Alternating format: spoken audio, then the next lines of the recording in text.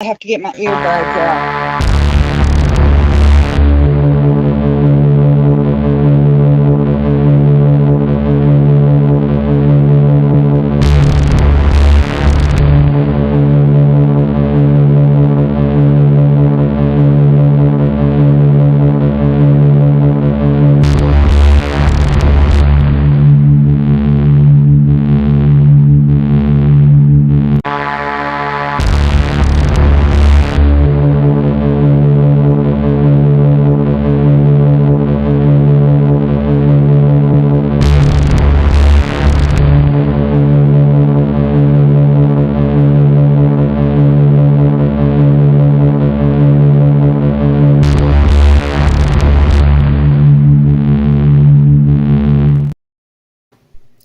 Hello, everyone, and welcome back to another episode of Southern Discomfort. I'm your host, Ezekiel Kincade, the Paranormal Pastor. I got Vickie here with me tonight. Hi, everybody. And Dustin's going to be on here in just a little bit. So we're going to give everybody a chance, like we always do each week, to pop into the chat and say hello. Let us know you're there. Hey, CC. All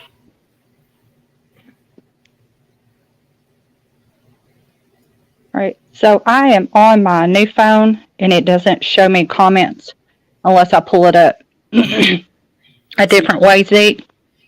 CC told you, hey. Hi, Zizi. Let's see. Yeah. Y'all bear with Vickie. She's got a new phone, so she's still figuring it out. Y'all know how that is. It's giving me difficulties. I got comments. When I pull my comments up, I can't see panel. So, Zeke, you got Myers, PPRCM73, Teresa. Hey, Teresa. You got all these. Hi, everybody in chat. Zeke, I'm so excited to hear about tonight. I can't wait. Yes, it's going to be cool. So for everybody popping in tonight, we are going to be talking about my trip to the Le Pavilion in New Orleans. And we're also going to jump into continuing our discussion on demons. And we're going to talk about Azazel and Lilith for a little bit tonight. So, yay! And my cat just jumped up on the table. Get down. You're going to knock my computer over. Get Hello, Teresa. And just to let you know, Zeke, I've got those two little short videos queued up, ready to go whenever you say to roll them. Okay. And so you can do that on cue. And thank you, Vickie, for being up here with us. I know Tanya, your baby's going to try and make it too. Yay! Awesome. Is Bethany coming up tonight? I was just going to tell y'all, her internet is out. Oh, man. And hopefully in the next couple of days to repair it. So she is not going to be able to hop on, which I'm so disappointed, because we did the investigation together and everything. And exactly. I went through all that work to edit out her snoring so she wouldn't feel embarrassed just for her not to be able to come up. Justin! Don't throw our Bethany under the bus. Just throw a girl under the bus. Yeah. It's okay, Bethany. If you watch this later, I'll get him for you.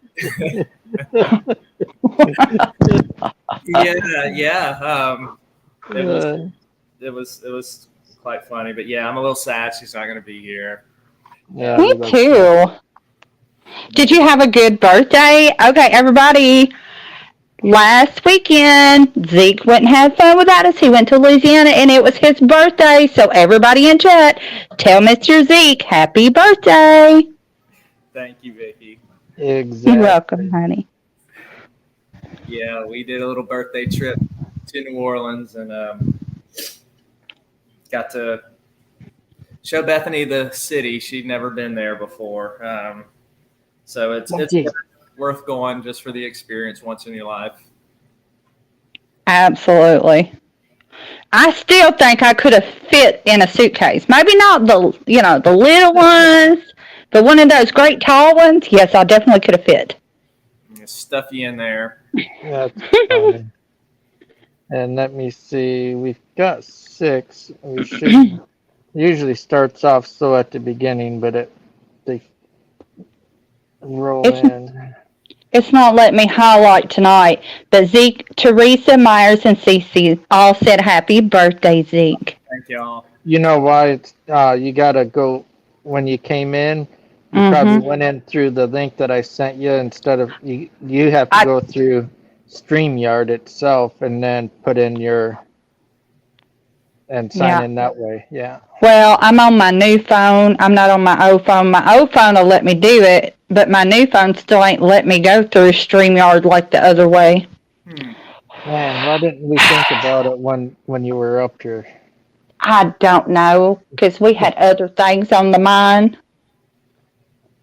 Should have thought about it, though. Oh well. Yeah, I'm excited to hear Zeke's and Beth's encounter. He'll have to sound like Beth when he talks about her encounter and experience. I'll, Yes, I'll, he'll have to do like his books. I'll, Yeah. I'll accentuate her Yankee accent. Hey, us Yankees are cool, aren't we, Beth? Yes, y'all are. Yankees unite. We go we go back and forth making fun of how each other says things. So We'll turn Zeke into a Yankee Doodle dandy. Stuck a feather in his head and called him macaroni. No, we converted you Yanks. good luck on that one, Dustin. We converted y'all down to the southern areas. Uh, With our southern charm. Hi, Kenneth Bird. hey, Kenneth. Hi, Kenneth. Just to tell you a little bit, Teresa, who's in here, not to put her on the spot and embarrass her, but she was actually a member of one of the congregations I used to pastor. Oh, love awesome. that. Yep. Thank you she's an so awesome much. lady. Yeah. Yeah. Welcome, Teresa. Since that's the case, I'll make sure to show face. Hi, thank you so much. Yes, she was so good to me. Very supportive, always kind and encouraging. So I love her and her family very much. Oh, she says you are the best. So, Well, welcome to the family. yep. Hopefully she comes around again. Yeah. I think I kind of told people the wrong time. I thought we had it listed for 45 on the hour. It was, didn't I? I'm so used to Oops. I even asked Dustin, I was like, is it 8:30? What, 8:30 my time? I'm Central. That's so funny. I'm so used to 9:30 that I wasn't even thinking. So yeah, it was scheduled for 9:45. Sorry, Zeke. That's okay, man. We just kind of get on here and wait for everybody to hop on anyway before we kick things off. I'm gonna go ahead and share this out while I'm at it too. Well, Zeke, why don't you tell us about your new Johnny Walker coming out? Yes, Johnny Walker Ranger Volume 2 is gonna drop first on Godless. Y'all have heard me mention that site before that I do my Southern Discomfort series for. I actually have for those of you who are new, I have a monthly story series called Southern Discomfort that I do for Godless every month that drops. But with the new Southern Discomfort issue on Godless, Johnny Walker Ranger Volume 2 is going to drop June 7th. That'll be digital. The paperback is going to drop on Amazon around Father's Day. And for those of you who read the first book, the second one is even more wild. So go ahead and brace yourselves. For those of you who hadn't read the first book, I got it on sale, the digital copy on Godless for only 99 cents. The paperback is on sale at Amazon right now for less than $10. So it's almost 40% off. What a deal. That's awesome. So that's what I've got coming up here in the next week, and also I'll have some. I can't share this other big news until tomorrow, but I have some more stuff coming. So stay tuned next week. I'll tell you what coming, in 2024. Yay! So things are going well on the writing front. Well, I have a question. Yes. When we do our fundraiser at Octagon Hall, what all books are you bringing to sale? Everything I have in paperback, which would be my Theo series. So the 3 Dreadful Death books. I'll have Johnny Walker Ranger Volume 1 and Johnny Walker Ranger Volume 2. So I'll have 5 books. Yay! That's awesome. So what? You'll get an autographed copy if you buy one. What price range are we looking at? That way people will know what to expect and bring some cash. The Dreadful Death, the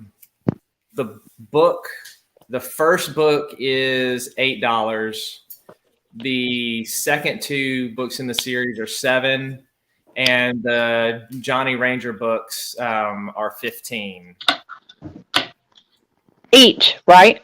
Yes, $15 each, because they're guys, those bigger and thicker. Those are great prices, and for those who read like me, you know those are great prices. Yep. So. And here's the other thing I'm doing for everybody, because usually, like when authors give like autograph copies and go to stuff like that, they usually will jack the Amazon price like $5, but I'm giving you the Amazon price. Exactly. With an autograph. With an autograph. Although autograph is worth anything, but you hush. Copy. Yeah, right. Yes, it is. I'm going to. Hi, Jesse. Hello, everybody who's new and joined us. If I missed you, I'm sorry. I think Jesse's the only one that jumped on after Kenneth. Okay. So far. See, Myers said, yes, I want your scary books. Look, Myers, like, I'm right there with you, dude. Wait, what'd he say? He says, yes, I want your scary books. But it might be Miss Myers, too. I'm not sure. Okay. I don't know which Myers it is, but they want you, dude. They want your books. The Dreadful Death series is, my goal now one day is to be able to beat that series and just the sheer terror of it. That's going to be a huge challenge because I've had people not even be able to finish the series. Mm-hmm. How terrifying it is. So read at your own risk. Yeah. Okay. I'm putting your links. Well, he's got one link for everything. What's it called? Here, you'll see it.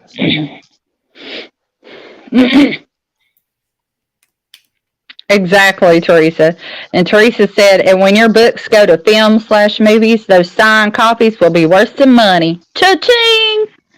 See, it is autumn. I'm glad. It's Miss. I'm sorry, Zeke. Go ahead.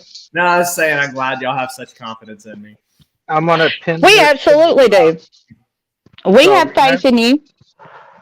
So remember, Zeke, when you talk about it, tell everyone it's pinned to the top of the chat section. Right there it is. The Paranormal Pastor Square site. Yep. And we got Miss Myers in. We got Autumn in the house tonight. Hi, Autumn. Thank you for stopping. Hey, PW. PW, my queen. Welcome, PW. Call. I love it.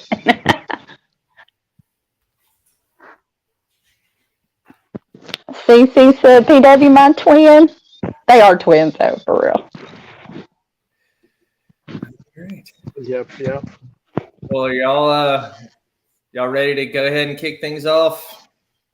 We can if you want. We're How we up doing? to Yeah. 6. I know there's quite a few people that decided to go live tonight, so a lot of them will start trickling in when the other ones end. I do know that. PW is pretty good about sharing it out. I shared it out to try and get a few people for you. All right. We'll hang on here a few more minutes. Yeah.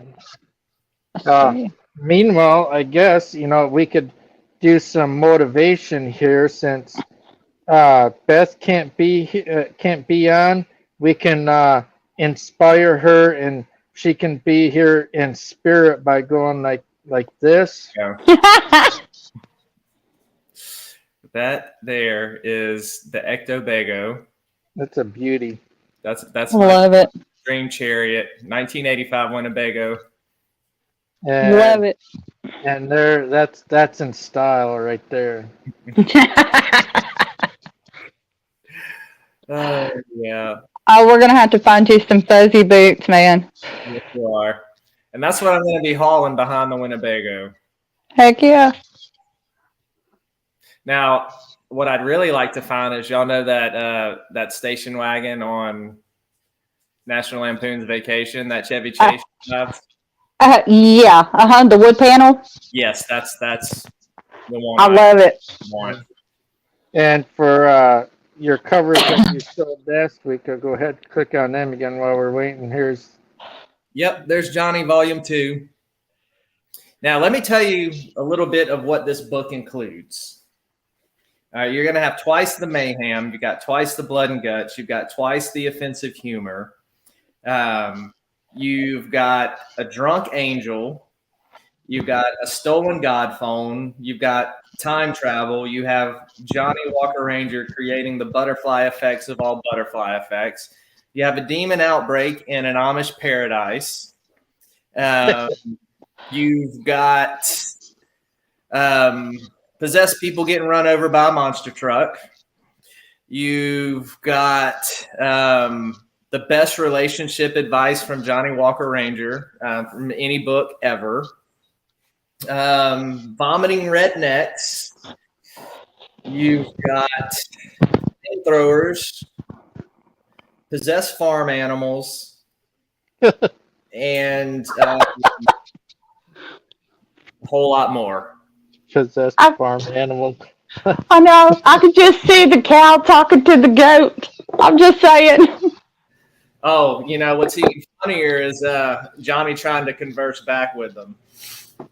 That's hilarious. Oh, yeah. I'm just like, well, I don't know, but I want Johnny Walker 1 and 2 when you come in August. Oh, Johnny Walker 1 is it's fantastic. If you'll laugh. I mean, I laughed so hard.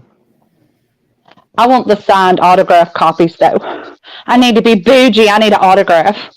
I'll get you, Vickie. Okay. Now this is the one I want right here. Yeah, that one is Southern Discomfort issue 4. That will be dropping the same day as Johnny on Godless. It's only going to be 50 cents, like they always are. And this one, you're going to get into, for those who have read the Dreadful Death series or any of my Theo stuff, this is another entry into that universe. Now, Theo herself as a little girl is not in this. She's mentioned and talked about. This one centers more around the Tetramet cult and some murders that are happening. So the storyline behind this one, it takes place in my hometown in 1993. And in 1987, Detective Melanson, his son and their friends were killed in a ritualistic style murder out there on Frenchtown Road. Those of you who watched early on in the show saw when I went out there and did an investigation, and we talked about the urban legends around it. So this is based on some true facts?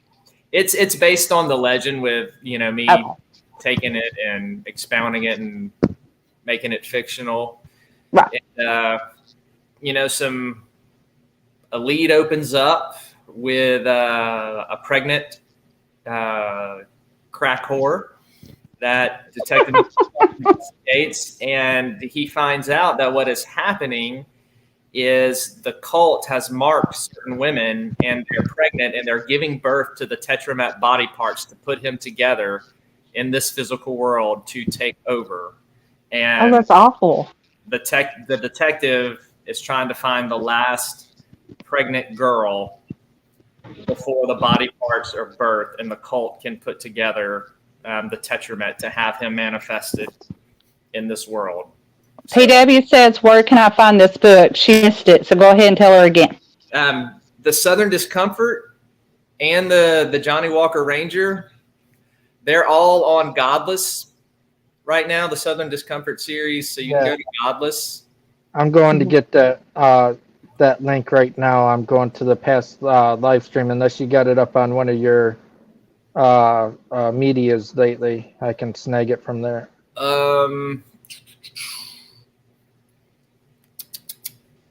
You'd have to dig. Okay, I'll dig. PW, I'll get that for you, and anyone else that wants it, just give me a moment. I might pop out. Looking for it. If I do, I'll be back. You got two great people up here. Thank you, Dustin. You're welcome. So yeah, Love you, Dustin. the Southern Discomfort ones are only 50 cents. Johnny Walker Ranger Volume 1 is 99 cents. I've got it marked down. And then Johnny Walker Ranger Volume 2 ebook copy on Godless is only going to be $2. So for those of you who do ebooks and stuff like that, you want to jump on that. What were you going to say, Vickie? Well, I do Kindle, but I'm just saying, or in August, you can get a signed autographed copy. Or if you don't make it in August, you can always email me and I can send you a signed autograph copy. Where can they email you at? At ezekielkincade@gmail.com. So just my name and at gmail.com. That's pretty much all my social and stuff. I kept it simple so it's easy to remember everything. My Twitter, my Instagram, my email, my TikTok, everything is just Ezekiel Kincade. Right. Hi, Sage. Anyway, so PW said, did the pastor just say crack whore? Yes. It's what she is in the story. That's so funny. Myers with Autumn, she says, I'm getting one in August. Girl, I'm right there with you. Thank you. And PW says, wow, 50 cents? That's a great price. I could buy 2 books. Yay! Yeah, all the Southern Discomfort stories. There'll be 4 total once this one drops on June 7th. They're all 50 cents. And they're all very different. They're all exciting, though. I love how you've got so many different layouts of everything. Like, they don't have the same basis of, like, all the books are so completely different. Yeah. And here you're writing them all at the same time, basically, because, I mean, you've got 2 books coming out at the same time, so that tells me that you were interlapping. Is that the right word? But you were writing at the same time. So guys, y'all see where his mind had to be? Like, I'm serious. That's wild. I got the link after some digging, but I'm gonna save it to my note page here where I copy and paste all the information for the description. So I'll have it there and I won't have to dig again. Thank you, buddy. So there we go here. Yeah, I will say, Vickie, based on what you just said, like one of the things that each writer is very exceptional at something. And, a lot of us writers have zero confidence in our ability. But one of the things that I do know that I'm good at is writing in various subgenres of horror in various styles. So when you read my stuff, you're never going to get the same feel. And I love that. Something different. And my next phase is I'm starting to write middle grade horror and young adult horror. Oh, okay. That's interesting. So that will be another avenue for me coming up.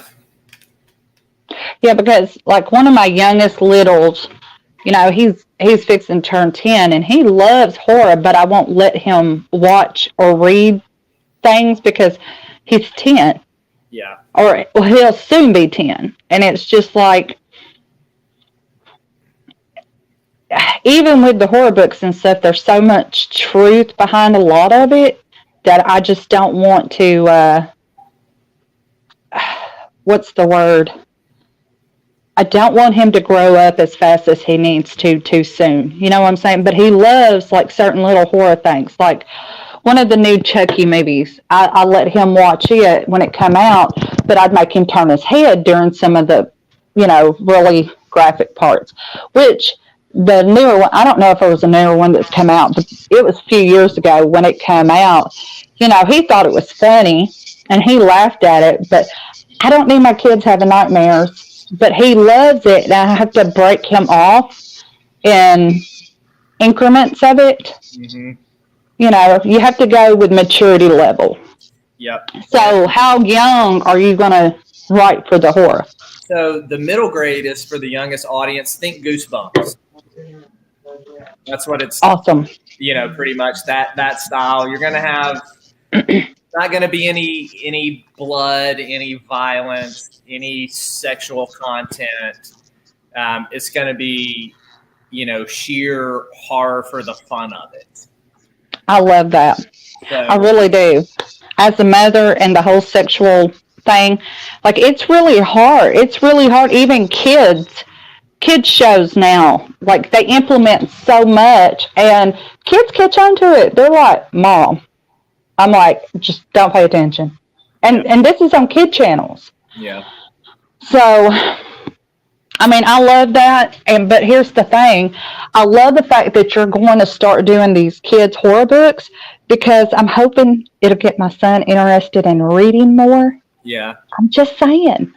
Okay. Now the first story that I'm working on turning into a book, and trying to find a publisher has to do with a haunted piano. The second one is going to be based on Theo. I'm going to do a child story of the haunted Theo doll. Oh, okay. So, because look what I'm looking at in reading a lot of middle grade fiction now, like there's just haunted doll stories do really, really well with that age group. Mm-hmm. So I've got the perfect story. Right. I mean, like Chucky. They all love Chucky. And my son, it's funny, he didn't like any dolls.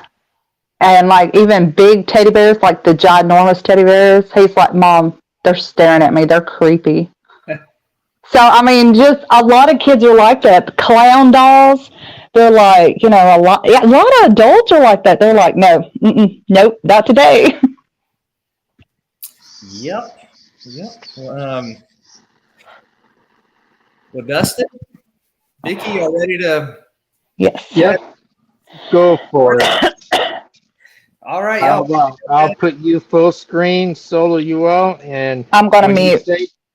I'll mute too, and when you say to, I'll queue up those videos, and and when you go to questions, then Vickie and I will pop back up again.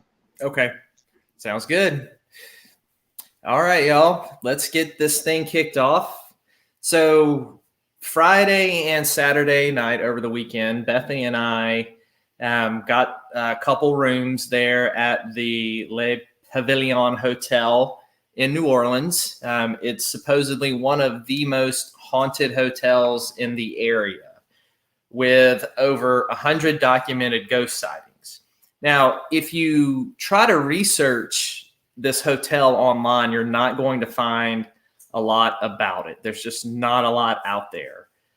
We were fortunate enough when I got to the hotel and we were checking in, the lady working there was really, really nice, really friendly. So she was talking to us and asking us why we were here and what we did. And, I told her that I was a minister and a horror writer and a paranormal investigator. And she kind of perks up. She's like, well, on the third floor, we have the most haunted room available if you want to stay. I said, you don't have to ask us twice. So she put me in room 303, and we ended up getting room 303 and 305. And room 303 was supposedly the most haunted one in the hotel. And the haunted floors there are the 3rd floor and the 9th floor. So we picked the 3rd floor. And she also gave us a little packet that the hotel had written up about the history of it, that they give to guests when they check in.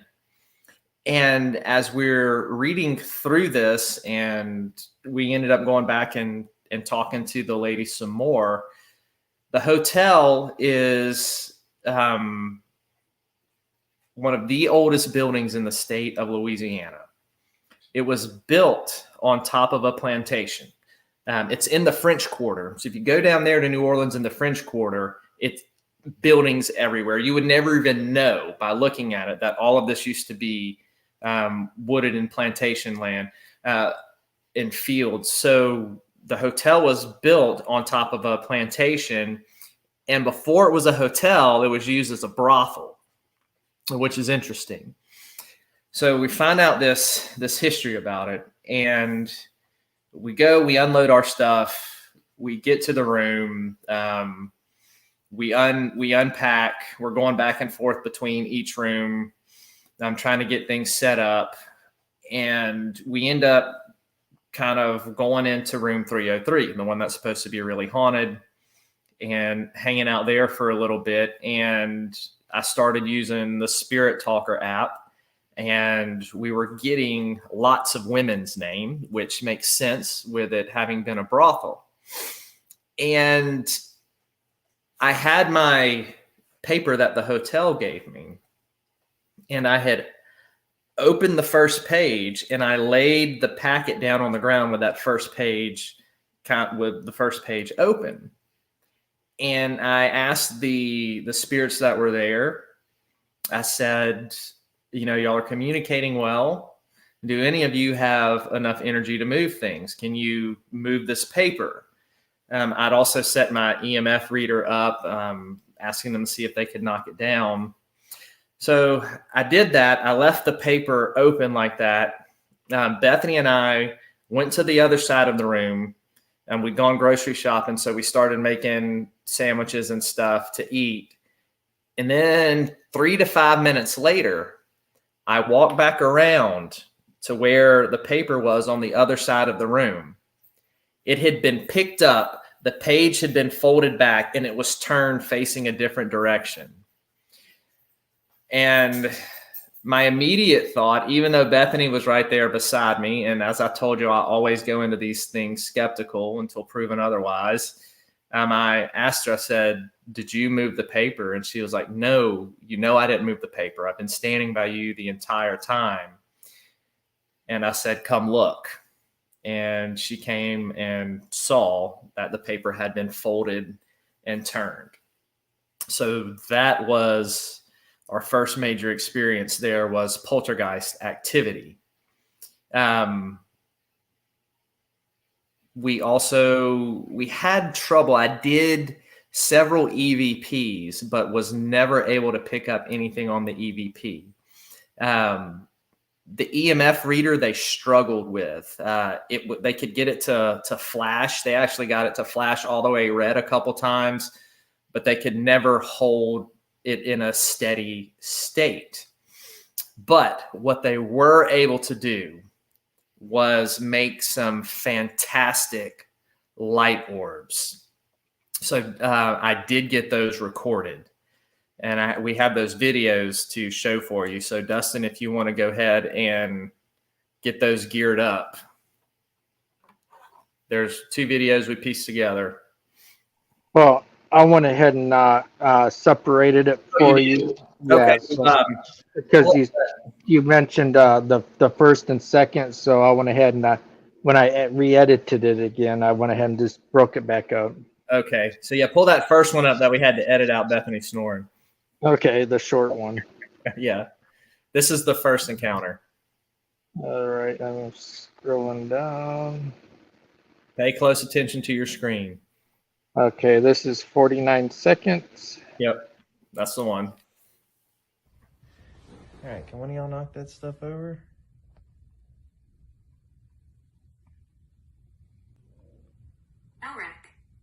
Who? Elbrick. That's an interesting name.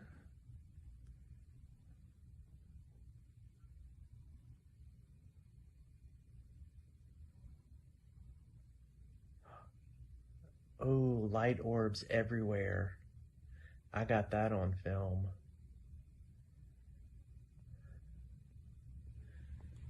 Thank you.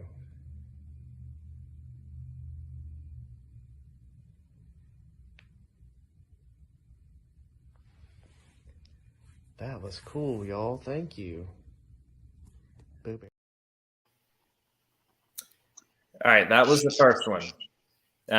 They continued the light orbs in the next video. Filming.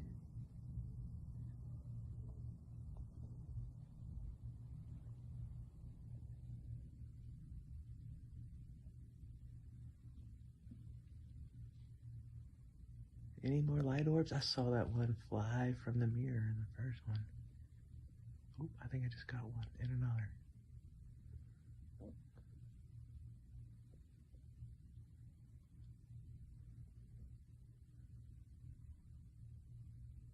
You know, do any more light orbs?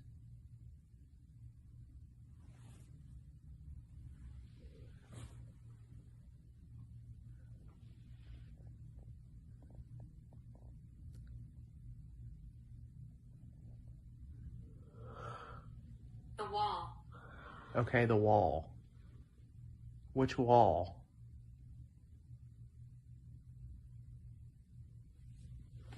I'm filming the wall.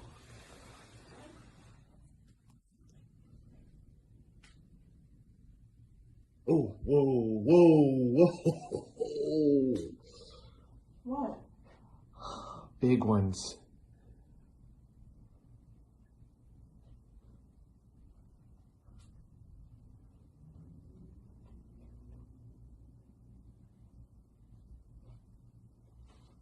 Thank you.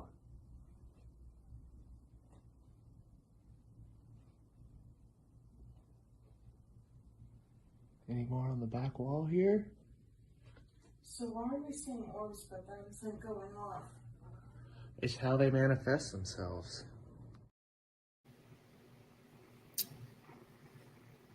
All right, so those were the videos. As you can see, they were communicating, and the one spirit told me to go to the wall to see the light orbs. And then you see that big one fly across the bottom of the screen, and then the other two come right after it, flying over my head. And you could really see that too, because I full screened it on my Chromebook, and it showed up very clear. Yes, very, very clear light orbs.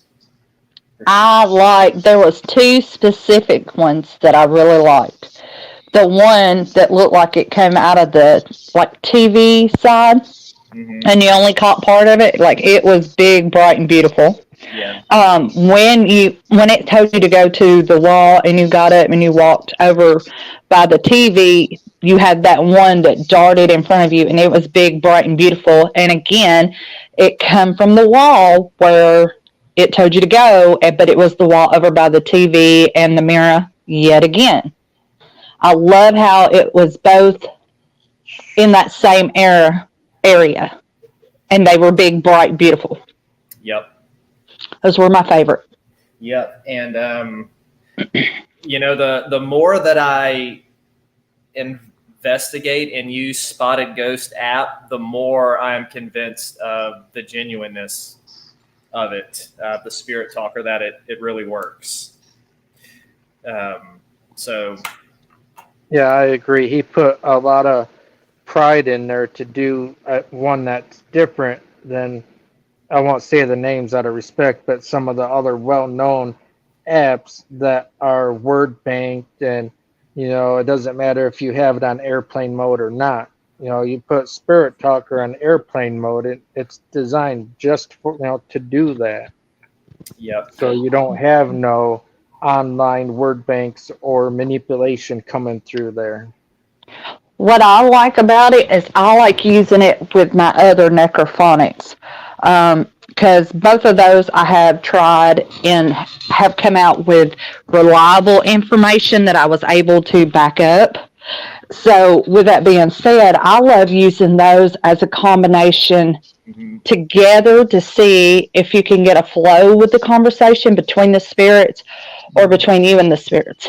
Yes. Yes. So, Next, what do you say, Dustin? I was going to say necrophonics is really good if you know a little bit about the history, so that way you can correlate and you're able to verify what it's telling you is, what relates to your investigation, as to going in blind without no knowledge of just the basic history, not like the hauntings or anything, but just the regular basic knowledge of the history. So that way what's coming through is either going to be, pay attention to or disregard it. Yeah, but you got to think about it like this too, Dustin. You've got spirits that travel. They don't all stay in the same spot.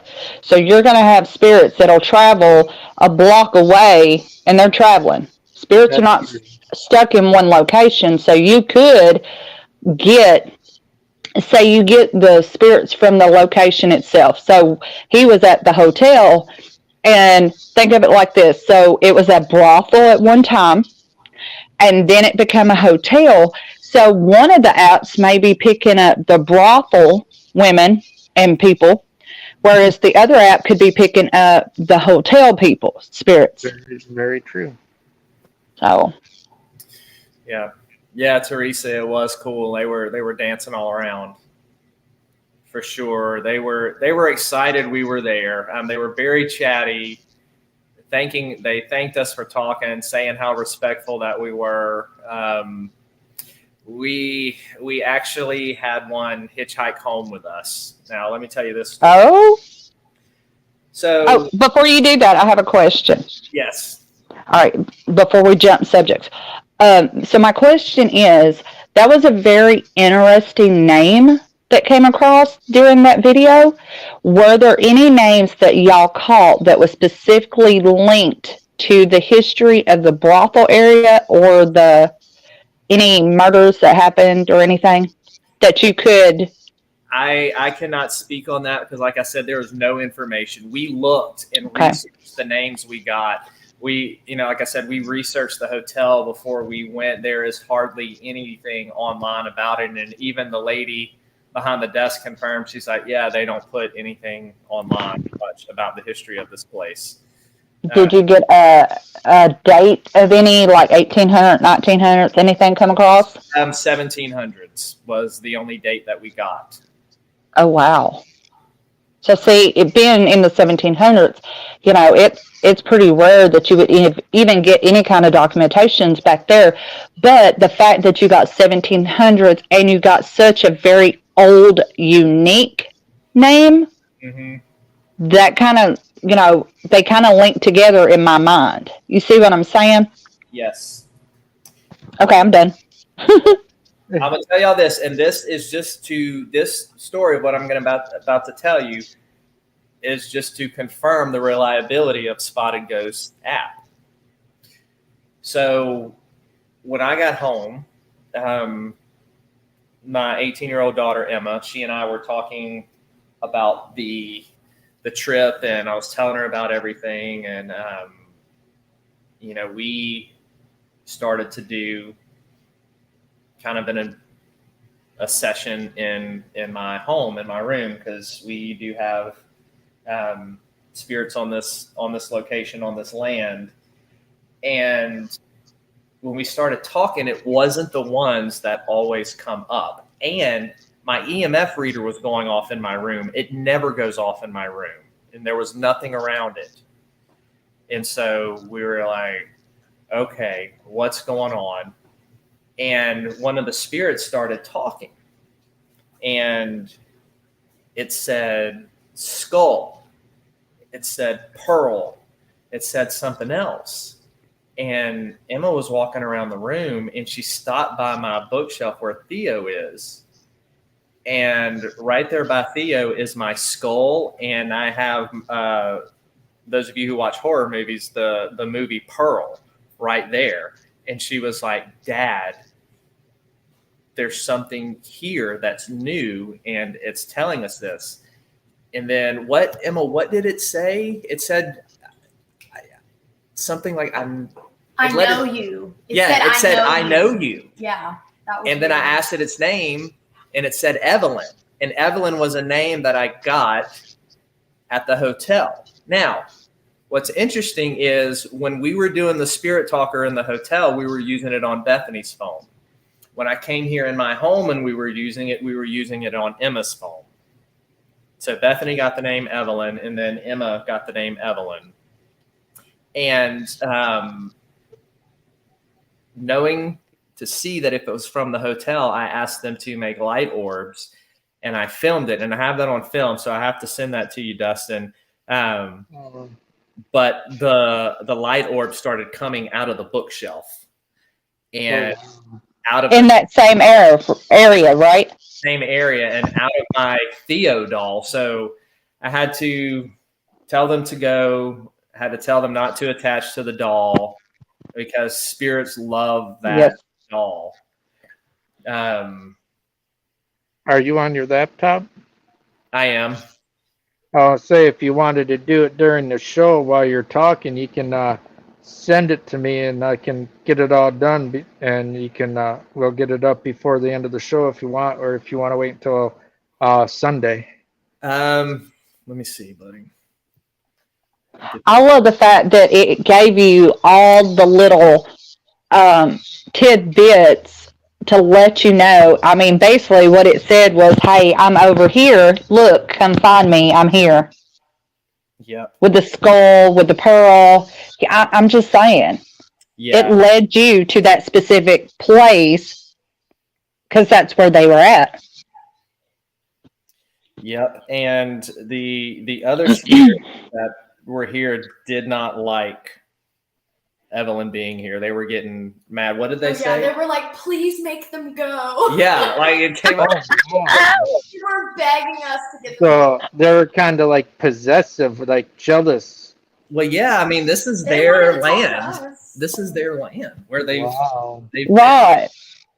But look, what if Evelyn was a brothel woman, and the people that you have on your land in your home and stuff, maybe they're not accustomed to that lifestyle, and they're like, oh no, we can't have that here. Yeah. It was quite a repeat of Octagon all over again. Yeah. Now, as far as on a scale, I always do scale of 1 to 5 haunted. I gave Octagon Hall 5 out of 5 ghost. This one I'd probably give about a 3.5 because we didn't get strong enough energy to make the EMF reader go off. We didn't get EMPs, but what's weird, they were able to do some poltergeist activity. I think we all need to make a trip to go back. I'm just saying. Now, what? Look, Spotted Ghost is in the chat. Yay, we're just bragging on your app, man. Yeah. And everyone, real quick, too, his link to be able to get his app that Zeke has been talking about, whether you got iPhone or Android, is in the description. So after the live stream, you can click on it and you will be able to get his apps. They're in every single video and live stream we do.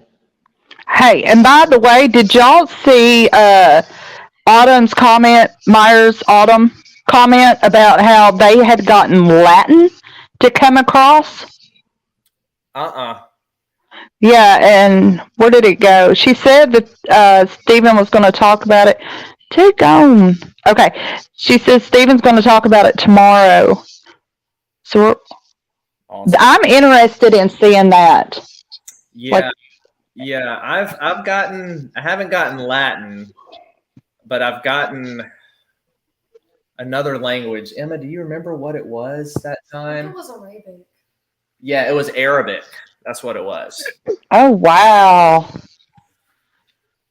That is awesome. Do you hear that, Spotted Ghost? Like, we're all giving you a big shout out, brother. Yeah. So definitely get his apps if you are into investigations. They are legit. Okay, so tell Spotted Ghost, because he says, oh, really, what did I miss? So tell him, give him a brief summary of where you went, yada, yada, yada. Okay. So what happened is went to a haunted hotel in New Orleans. We got, it used to be a brothel. We got a lot of women's name. We got some light orbs. And as I'm communicating with the spirits, I asked them to give me more light orbs. And then the spirit talker says, the wall. So I get up and I go towards the wall. And as soon as I turn the corner, all these light orbs start flying out the wall. I got the name Evelyn there. I'm using my fiance's phone. We had a hijacking spirit that came home with us. And when I was doing an investigation or doing a session in my room, my daughter has it on her phone. So on a totally different phone, Evelyn pops up again and starts talking. The other spirits are aggravated that she's here and they're telling me make her leave. That was what came across. It was please make them go. Was that it, Emma? Yeah, it was please make them go. So, and I was saying earlier just how reliable your stuff has been on our investigations. Yeah, he also said, you got Arabic? That's crazy. Yes, that was one time. I remember where we were at. This was a couple months ago. We had some Arabic words come up because we didn't recognize them, and we looked them up and saw that they were Arabic. Remember what happened to me with the words? What? I was in the shower one time and it had fogged up, and then there was like Arabic writing on the mirror. Okay. Remember I showed you that? We took pictures. Yes. And That's wild. Not to interrupt, Zeke, but whenever you're ready, after you're done talking about this, let me know, and I've already got that video up and ready to go for you. Okay. All right. So yeah, this is the video, and you'll see me talking and cleansing it, and telling the spirit in Jesus' name that she has to go back to where she came from, and you'll see the light orbs. So go ahead and hit that one, Dustin. Into the veil jumped on chat. She said, hi, everyone. Hello. Hi, Nicole. Okay, it's recording and taking pictures. Can you make any light orbs?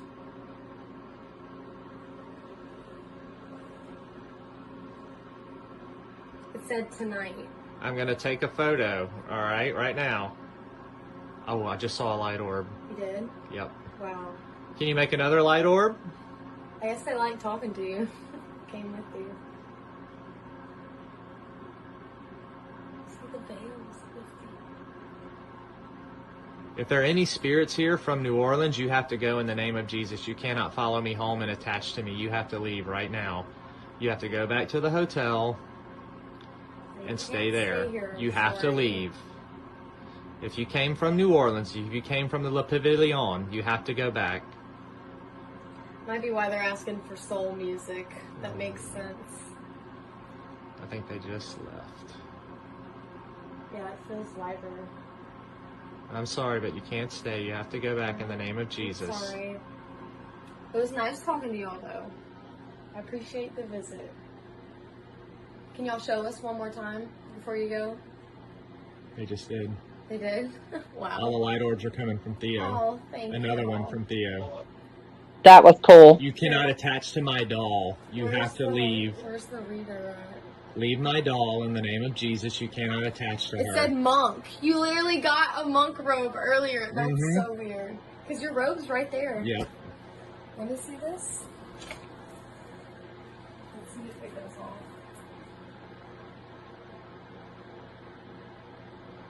Are they still coming? You must all leave in the name of Jesus. You can't stay. You got to go back. to your hotel. This is not your home. This is not the place for you.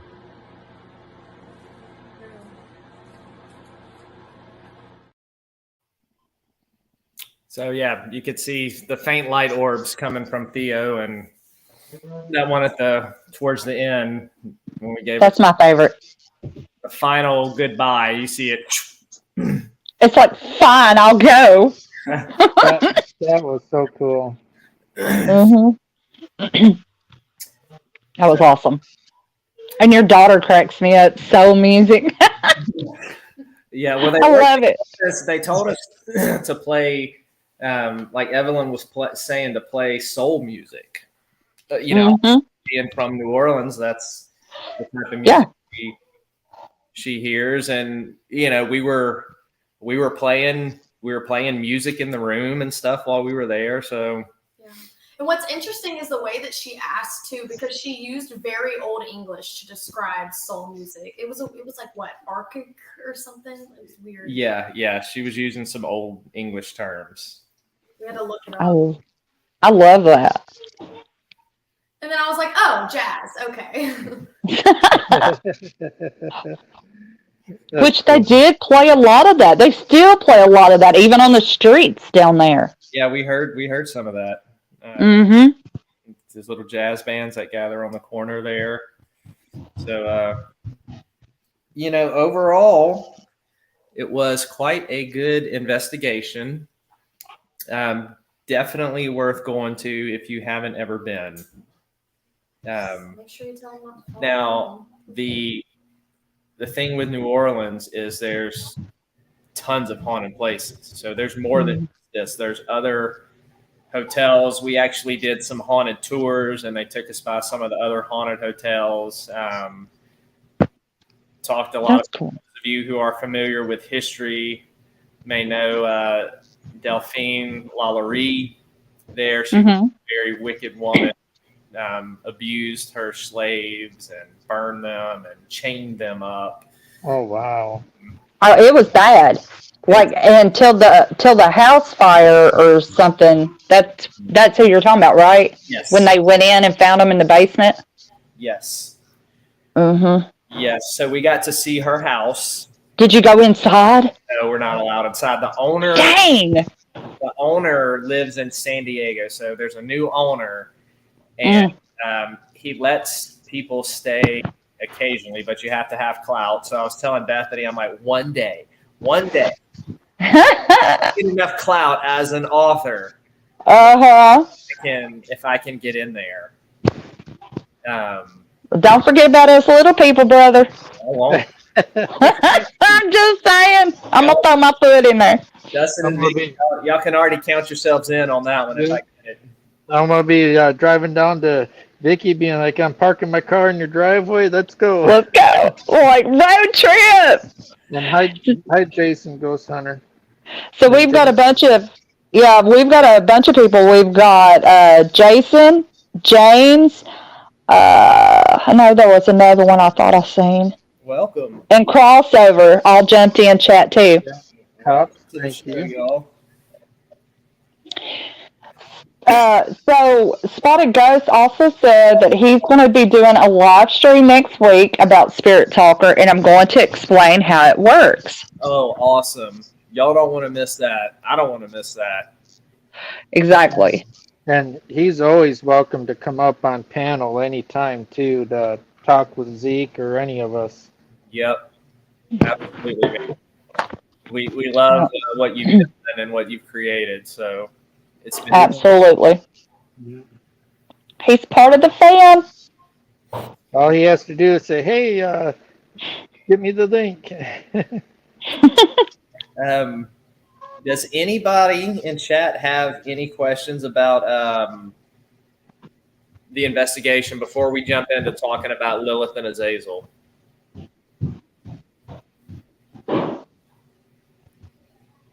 And PW, you never talk too much in the chat. You are a big asset to us. We all love you.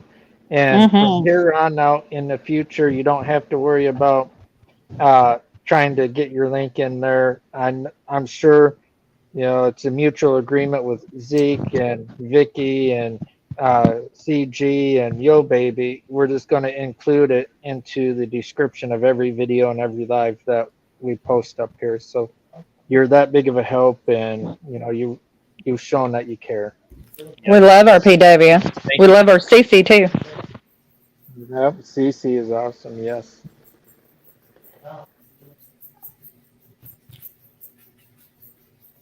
But I'm I don't- excited, Zeke. So yeah, just anybody any questions? I don't see any. I'm scrolling through. Just everybody greeting each other, which I'd love to see. Oh, wait, hold on. Spotted Ghost, here we go. Thank you. I have exams over the next couple of weeks in my live stream, but after that, I'll defo come up on panel with you. All right. Yay! Looking forward to having you. Absolutely. And then PW, Lilith is my first research. I did it. I sympathize Sympathize with her. And Teresa, when I was there, I did the haunted graveyards. It was super cool. Yes, that haunted graveyard tour in New Orleans is really good. I've done that. Mary LeBeau. Yes. Did you see? Okay, yay! I was going to ask that a while ago, but then we got sidetracked on the other one. I was like, I have been to Marie LeBeau's grave. Now, what I will say, and I am going to speak in defense of her, that she has gotten has all been wrong. All the locals, everybody in Louisiana knows that she was a good person. She would help the priest in the church during pandemics. She took care of the sick. What happened is fake news has been around for a long, long time. What happened is somebody who wasn't from New Orleans wrote up a little article on her because she was a voodoo queen too. And then the Times picked that up and they copied and pasted the article word for word and blasted it all over everywhere about her. And that's how Marie LeBeau has gotten a bad name. But everybody from Louisiana, all the locals, you can even look in some of the books that are written about her that she was a good woman. She was a kind woman, gracious, generous, and she got bad press because of some idiot. So that is really sad. it is sad. Always be a defender of Marie LeBeau. Good for you. Hey, Spotted Ghost said he has to go. He'll rewatch this tomorrow. Take care, everyone, and I'll see you soon. Thanks, man. Bye, Spotted. And Good everyone, night. remember after the live stream when Zeke is done later tonight, and all of his links for Spotted Ghost can be found in the description towards the bottom.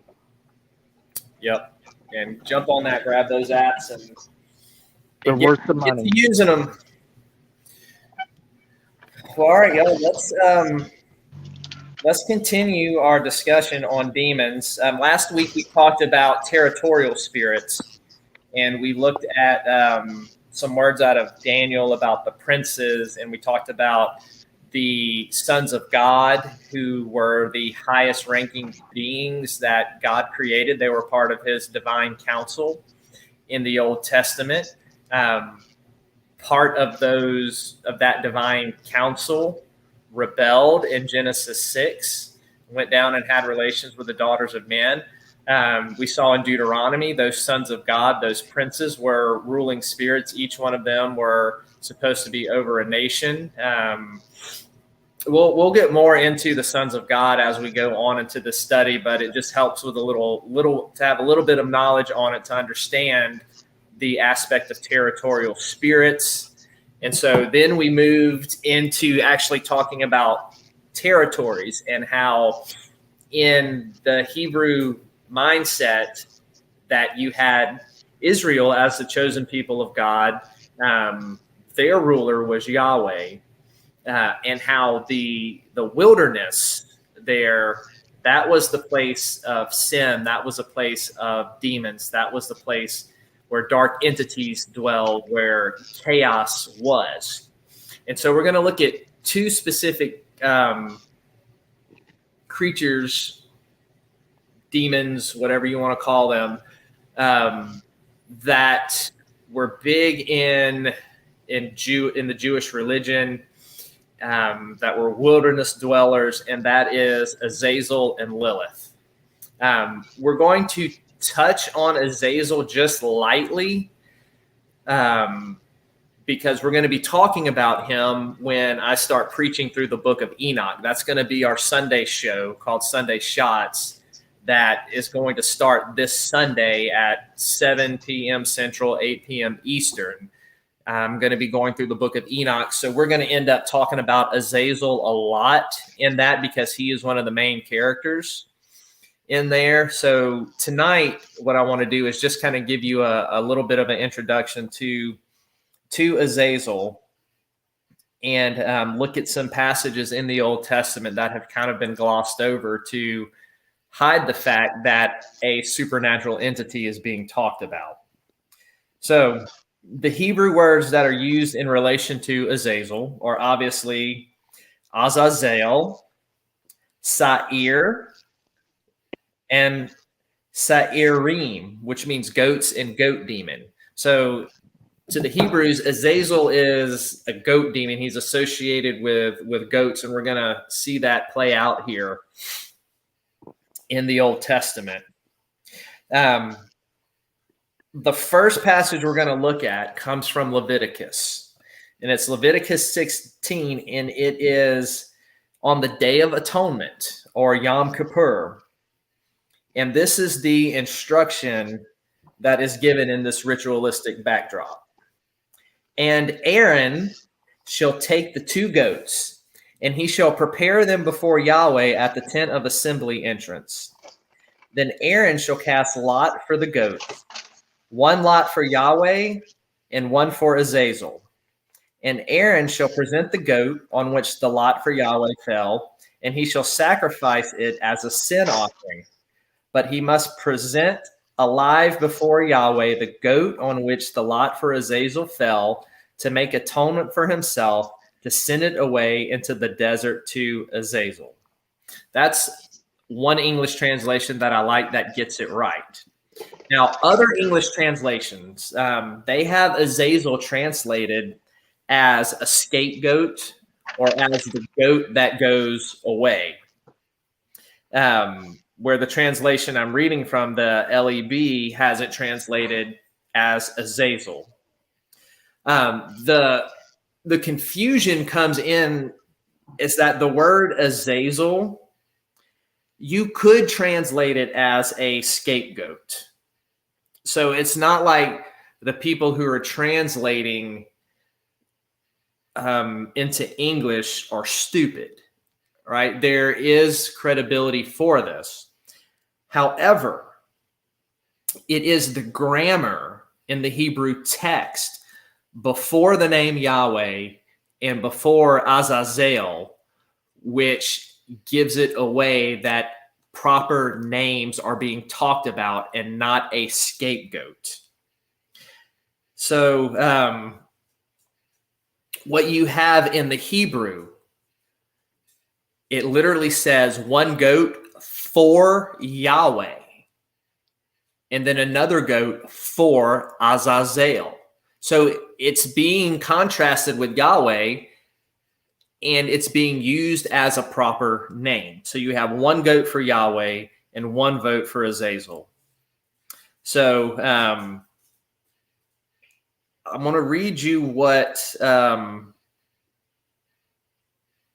going to read you a couple quotes from some scholars that I really, really like. But, you know, Azazel here, this proper name, he's regarded as a demon in the Dead Sea Scrolls. Now, in the mid-20th century, I'm sure a lot of you are familiar with the Dead Sea Scrolls and the Qumran community, But a lot of these scrolls and these Jewish books were discovered in a Qumran cave, and there were tons of them. And Azazel is mentioned as the leaders of the angels that sinned in some of these documents. And they compared it with what was being said in the book of First Enoch, and they noticed how much the two paralleled each other. So this Azazel tradition of him being this this demon, this head demon in the wilderness, has been going on for a long, long time. And those of you familiar with Enoch will know that Azazel is the chief of the sons of God that led the others astray to do what Genesis 6 says, that they came down, they went into the daughters of men, and those women birthed the Nephilim. So Azazel has a very rich, rich tradition in Hebrew angelology and demonology. There is a scholar who does a lot of research on Azazel and has some good stuff out there. His name is Hayim Tawil, Haymtawil. He's brilliant. He does a lot of ancient Near East studies. And one of the things he does is he's looking at the comparative evidence between other cultures and Hebrew, specifically the Mesopotamian text of the surrounding culture, and how they're dealing with demons and children of the netherworld. And one of the things he points out, he says, he's talking about Mesopotamian texts dealing with demons. And these demons were believed to exit the realm of the dead through holes and fissures in the earth. So these little holes around the earth. Once in the world of the living, demons and other powers of hostility, most common dwelling place is in the netherworld. And I'm not going to go into the Akkadian names for it, but he gives numerous examples of all of this terminology to make the connection that these magical rituals in these incantations in the Mesopotamian text have crazy similarities to the vocabulary in the passages in Leviticus that we just read. So this is even more confirmation that the Hebrew text is talking about Azazel, a demon, a fallen son of God, rather than a scapegoat. And he also talks about how it is comparative to the Ethiopic text of First Enoch. He goes through and traces the Sumerian, the Akkadian, all this underworld language. And if you remember, we talked about the Ugarit Mot, the god of the underworld, and he talks about how all of this language is connecting Mot and the underworld and the wilderness and Azazel, and how just interconnected they are. And he goes on to talk about how the association here with the wilderness is kind of a perfectly normal mindset for that culture and that period, that in the desert, that was considered the realm of the demons, the realm of the wild, the realm of chaos. And that was where Azazel lived. I want to jump ahead while we're still on this in Leviticus. I want to read to you the next chapter over in verse 7. Yahweh says about his people, "So they shall no more sacrifice their sacrifices to goat demons, after whom they go a-whoring after." So think of this. This comes not too long after Leviticus 16 and what was mentioned there. So what you're having here is in the Day of Atonement, in the ritual, you have the goat for Yahweh.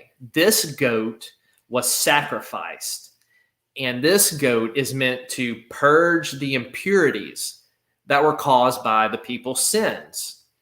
And it was meant to purify their sanctuary, their tabernacle, the temple.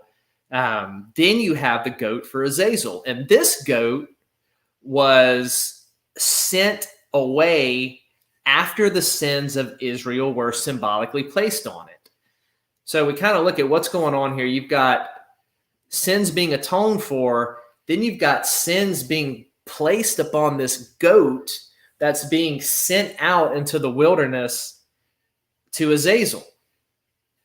The point of the passage is not that something's owed to Azazel. It's not that, oh, we owe you this sin, Azazel, so we're giving it to you as a gift. Like some ransom is being paid. What's going on here is the goat for Azazel is banishing the sins of the Israelites. The sins have been atoned for. Now they're being totally banished. They're being sent out of the sacred space back into the wilderness where they belong, to the realm outside of Israel. So the high priest, he's not sacrificing to Azazel in this ritual. Rather, what's going on is Azazel's getting what belonged to him in the first place. He's getting the sins of the people. That sin is being thrown back in the wilderness from where it came from. So that's what's going on in this passage. So I'm going to stop there. We're not going to dive too much more into Azazel. Like I said, we're going to save that for Enoch. But I wanted to address those passages to look at this history of Azazel. Goes way, way back, even to the Old Testament, before all of the intertestamental writings and second period Judaism, like Enoch and some of the stuff that was found in the Dead Sea Scroll. Azazel goes all the way back to the Old Testament and the surrounding Sumerian and Akkadian cultures. So that's Azazel. I want to open it up before I jump into Lilith. If I need to explain anything better or... There was a question. Yes. What was it? AAP wanted to know, is this from Enoch? So can you give him where that was from and the scripture? Yes. What I was reading out of was Leviticus chapter 16 and 17 about the Day of Atonement, about Yom Kippur. And you'll see, like, in your English translation, if it has scapegoat, know that that's not a right translation. When it says one goat for Yahweh and then a scapegoat, it actually should be translated one goat for Yahweh and one for Azazel.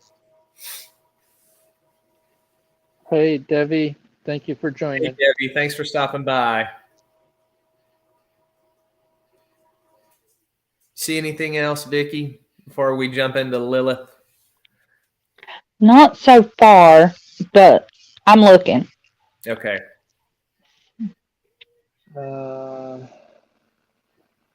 PW, thank you again for helping people in chat. Let's give birth over to over 200 children, and thank you for doing that while Zeke does his show. Thank you. Thank you, PW. Yeah, she commented that earlier before he started this.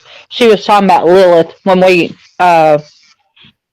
before he started talking about this. She had talked about her first research being Lilith. That's when she wrote it. Oh, okay. My apologies. It's all good, brother. So no other questions, Zeke. So you good? All right, let's jump into Lilith.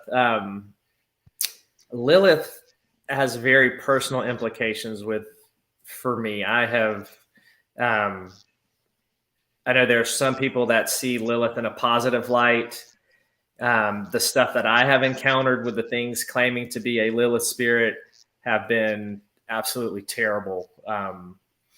And so my experience with her, I have a lot of experience with this demonic spirit that calls itself Lilith. And hopefully one day I will be able and have the freedom to share some of the experiences once I am able to get permission from others to be able to do that. So Lilith has always been one that has been intriguing for me because of my dealings with it, or with her, or with this demon that has taken on this name of Lilith in the present. And Lilith, I have an entire book written on her that I'm seeking a publisher for. The book that I've written is a horror fantasy, and it mixes some of the Hebrew legend. It mixes stuff from Enoch and Mesopotamia legends, all in there about her. And I kind of go throughout the centuries following Lilith in this book. And, hopefully once that gets picked up and out there, we'll be able to talk more about it. But I want to start just kind of from the beginning with Lilith.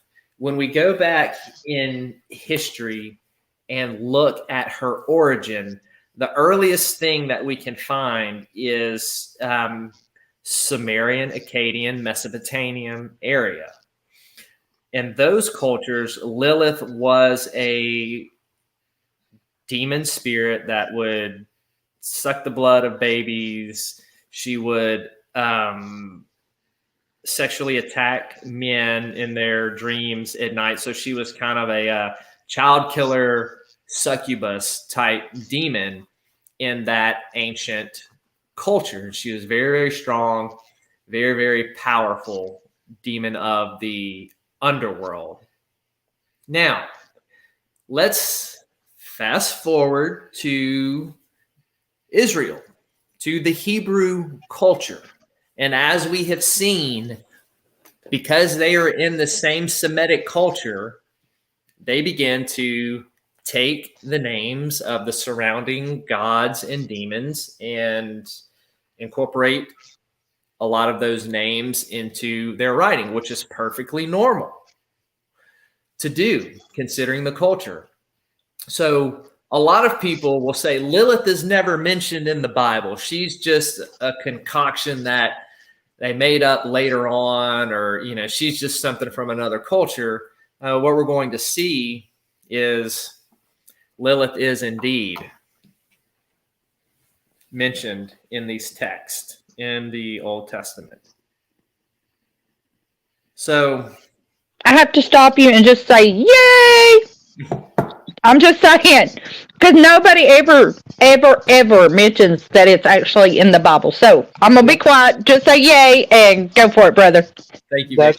That's what I was telling. We got some new people in here, Zeke. And I told him, I said, Zeke talks about what churches don't want people to know, and it gets covered up, so you're speaking truth of what modern society don't even want to, put out there. Yep. That's why we call it Southern Discomfort, man.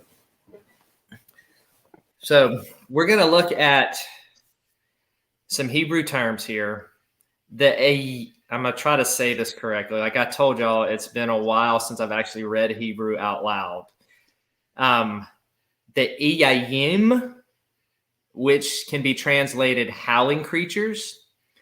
The siyayim, which can be translated wild beast.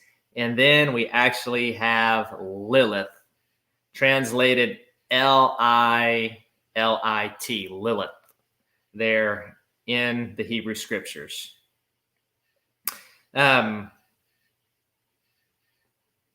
Lilith. Okay, wait, let me stop you. Yes. Okay, so it's translated in the Hebrew text of the Bible, but not in the English? Yes. You actually have the word Lilith in the Hebrew Bible. And it's translated as other things. And we're going to look at why some translations have gone But what we have going on with Lilith is similar to what we have going on with Azazel. We have a name that can be used as a proper name, but can also be referred to screech owls.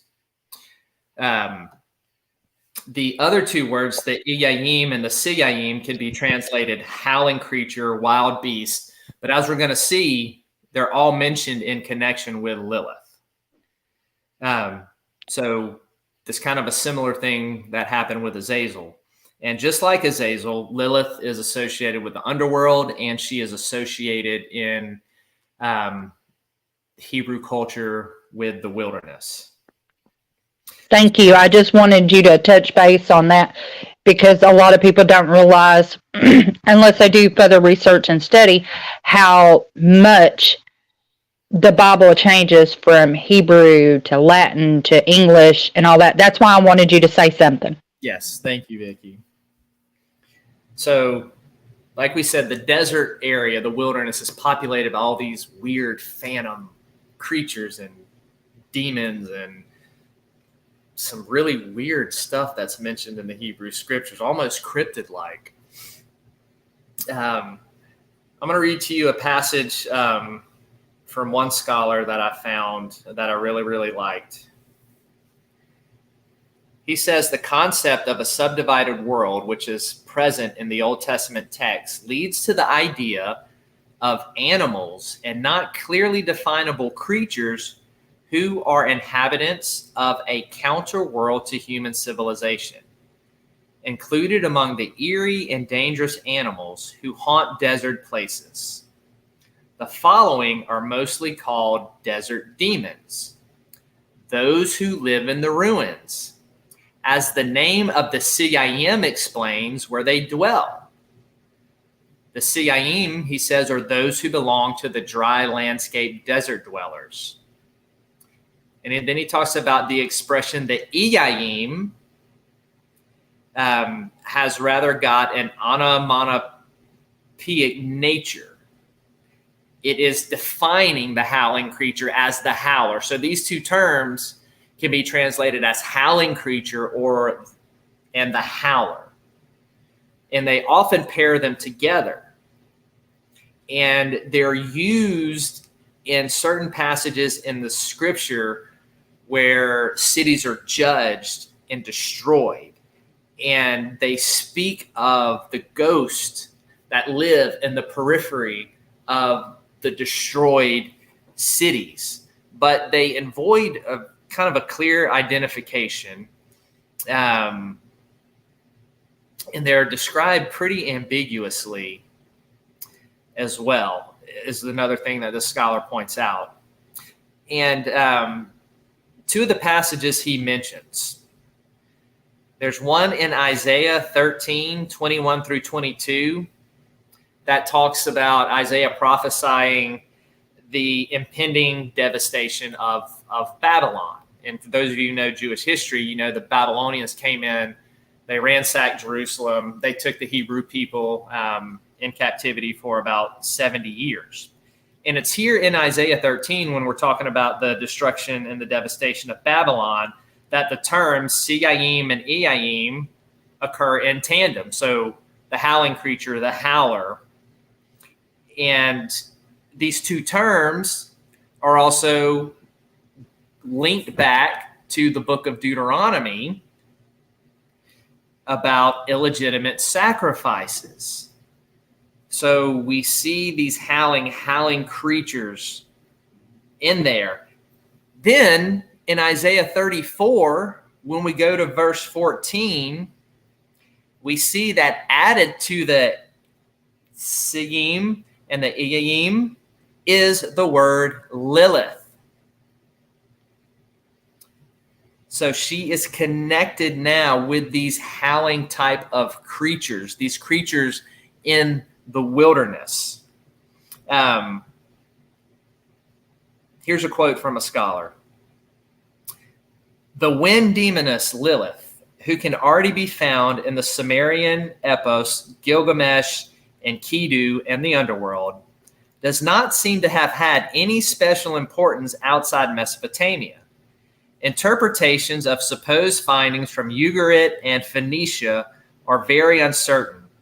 It is astonishing, however, that according to Isaiah 34:14, Lilith belongs to the inhabitants of the counter world together with owls and other birds of prey, ostriches, jackals, snakes, desert dwellers, howlers, and he-goats.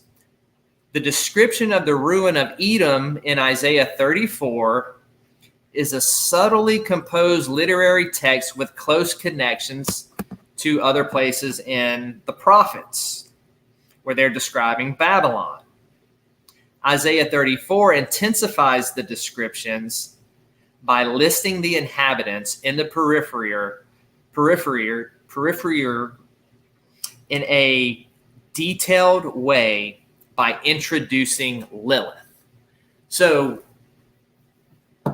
according to the Hebrew mindset, they're taking Lilith and they are including her with these desert-dwelling demons. Now, the association with demons and animals here,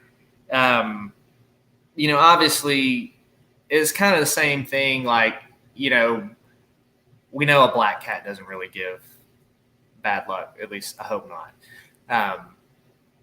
But we still associate it with that. In the Hebrew mindset, they associated certain animals with certain demons.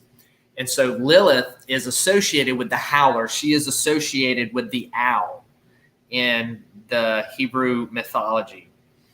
And her being mentioned is linking her to the wilderness where all the chaos and all the sin dwells.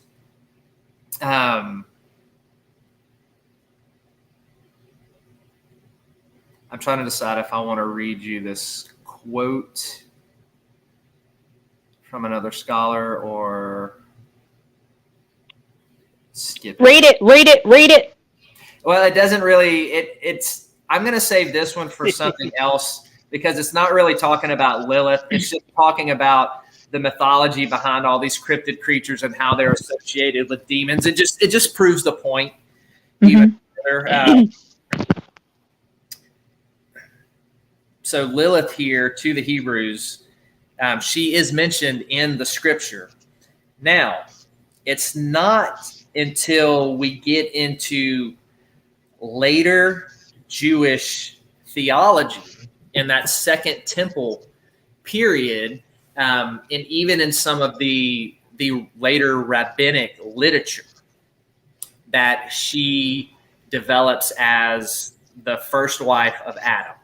And the Midrashic and the rabbinical tradition, Lilith was created from the dust, just like Adam.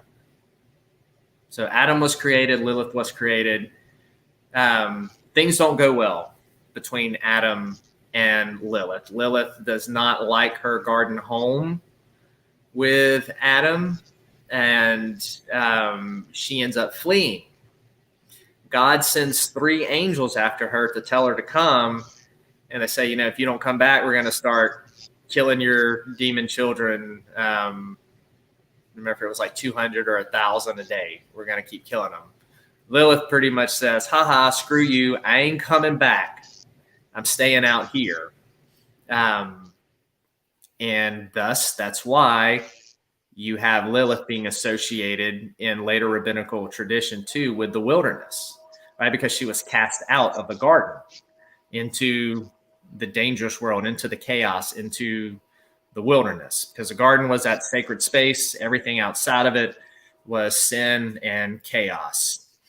And so Lilith dwelled there. Also in the legend, you can see that supposedly Adam and Lilith, they had children. They had demon offspring as well.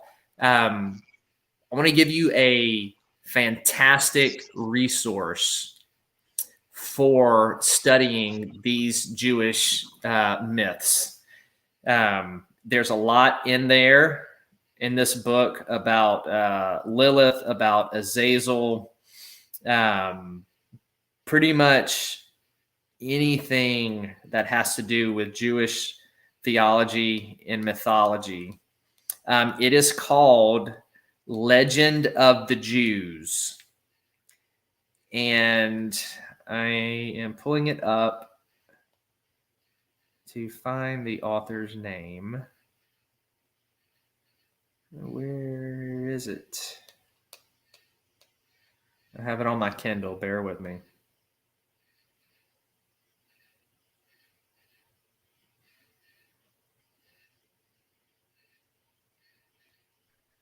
While you do that, I'll go ahead and read some stuff about Lilith that PW is posting for you. Lilith wants to feel equal to her husband because both of them were made from the earth. She left due to Adam ways of thinking that women need to be submissive to their husband. It was 200 children a day. Yes. Yep. That is correct. And you can read all about this. The guy goes into great detail. This book is freaking huge. That's why I recommend getting it on Kindle. It's Legend of the Jews. I'm going to type it as you say it.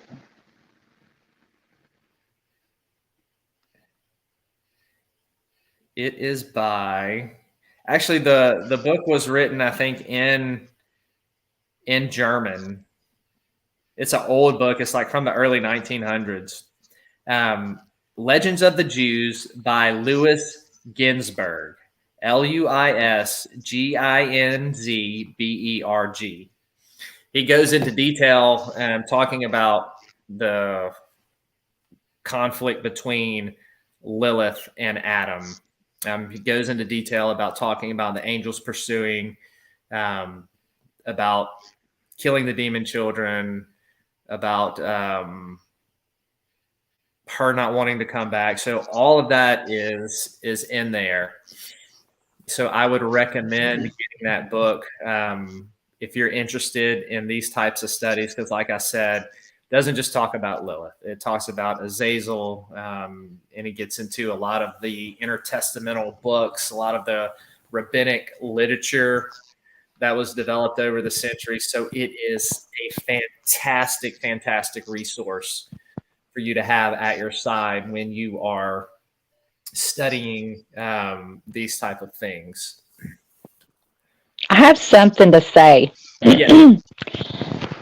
Does anybody else find a link between, remember you said the two names, and you said the screeching, like demons in the desert. I think it was the second name you used. The funky names, I can't, look, I don't speak that much English. The EIM and the CIM, or the Yes. CIM, yeah. Yeah, okay, so if you think about it, and it popped into my head, does it not make you think of skinwalkers? Mm. I'm just saying, go back and reread that small section and tell me who else. It automatically jumped in my head. I was like, ooh, desert, skinwalkers, screeching, Yep. demons. I'm just saying, if nobody has ever done a study on how many people go missing in the desert and how many murders and bodies that are missing, and then 20 years later they're found. I'm just saying, there's a lot of linkage to the desert area. Mm-hmm. And, scholars are still, they don't really know what to make of some of these words yet. They're still doing research, trying to figure out what some of these things are. Exactly. Just like God, what is it? There's like seven different names for God. Like, I was reading this the other day, and that was just through Google. But there was like 7 different names, and like it took Yiwa, and what was the other one that it added vowels to? Yeah, that would actually, yeah, I am. Yeah, exactly. I mean, so just with that alone, if people would actually do research, don't just take one Bible. I love the fact where you go and you read from the Hebrew, then you read from a Latin, and you read from the English, and like even what is it down in South America? What's it called? Because they have their own. They have their own like Bible, and it's not. It's probably the closest old like Hebrew, I guess, but it's their own translated in their South America, like not South America, like Zimbabwe and stuff down there. You're thinking, okay, so you're thinking of the Ethiopic text that Yes. talking about? Yes. Yes, thank you. Because they even had some. They say that they even have some lost scriptures, like like we have lost books of the Bible itself that were pulled out. There were some that we know that were pulled out, but they even have some that was supposedly found that they won't give out because they say they belong in the scriptures as well. Yeah, I know the Ethiopic church includes the book of Enoch in their canon. And what we'll get into on Sunday in doing an introduction to the book is why this is so for them and why other denominations have not included the book. And we're going to talk about the controversy and how what it comes down to really has to do with manuscript issues. We'll go into more detail about that. Yeah. Even, I mean, if I'm not mistaken, I think they even said they found a manuscript from like Mary Magdalene that she had wrote on the scripture of her time and travel with Jesus. Yeah, that they even wouldn't include that either. There is a gospel of Mary Magdalene. Now, when you get into the New Testament era, and a lot of the extra gospels that were written. So here's a little lanyap for y'all. Lanyap is a Cajun word down here that means extra. So this is free of charge. In the New Testament period, all right, think of the apostles who were commissioned by Jesus. Think of them as the guardians of the Jesus tradition, right? They were the eyewitnesses. They walked with Jesus. They saw what he did. They heard what he taught. And so they were the authority. And so they wrote these things down. The gospel started to be written so that it would be recorded. Because the things were getting late, the apostles were starting to die off. And so there needed to be some authoritative text written. And so this is when, you've got Mark was written first, and then, or, some people think there was a pre-existing document called Q that Mark derived from, and you can see traces of it in Matthew and Luke. But anyway, I'm getting ahead of myself. So you've got the gospels that were written. Now, what started to happen at the turn of the century when all of the apostles started to die off? And you can even see hints of this in the book of Revelation with John. This is written, towards the end of his life. And he talks about these Nicolaitans that were infiltrating the church. And scholars think that this was the beginning of the early rises of Gnosticism that was infiltrating the church. Paul kind of talks against Gnosticism in his letters. John hits on them a little bit. And the Gnostics basically believed that anything fleshly was evil, so there was no way that Jesus could have really been in the flesh. He pretty much came as a ghost, projected himself, pretended to die, and rise again, but he never really inhabited flesh. And what happens is after the apostles start to die off, a lot of these other gospels from the Gnostics are starting to be written. And that's why the church held so tightly to the authoritative ones that were there, and that's why they were written, and that's why they were being distributed and taught in the early church in the turn of the 1st and 2nd century, because Gnosticism started to really blow up. So a lot of these other gospels, like Gospel of Thomas, Thaddeus, Mary Magdalene, there's a bunch of them, extra gospels written by the names and use the names of the apostles. These were all from the Gnostic tradition. I mean, you got some crazy stuff in there. Like you got one, I can't remember which one, but it talks about Jesus being able to fly around.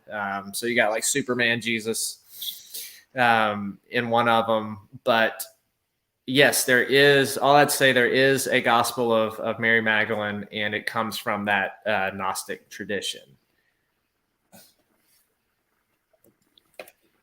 Thank you, brother.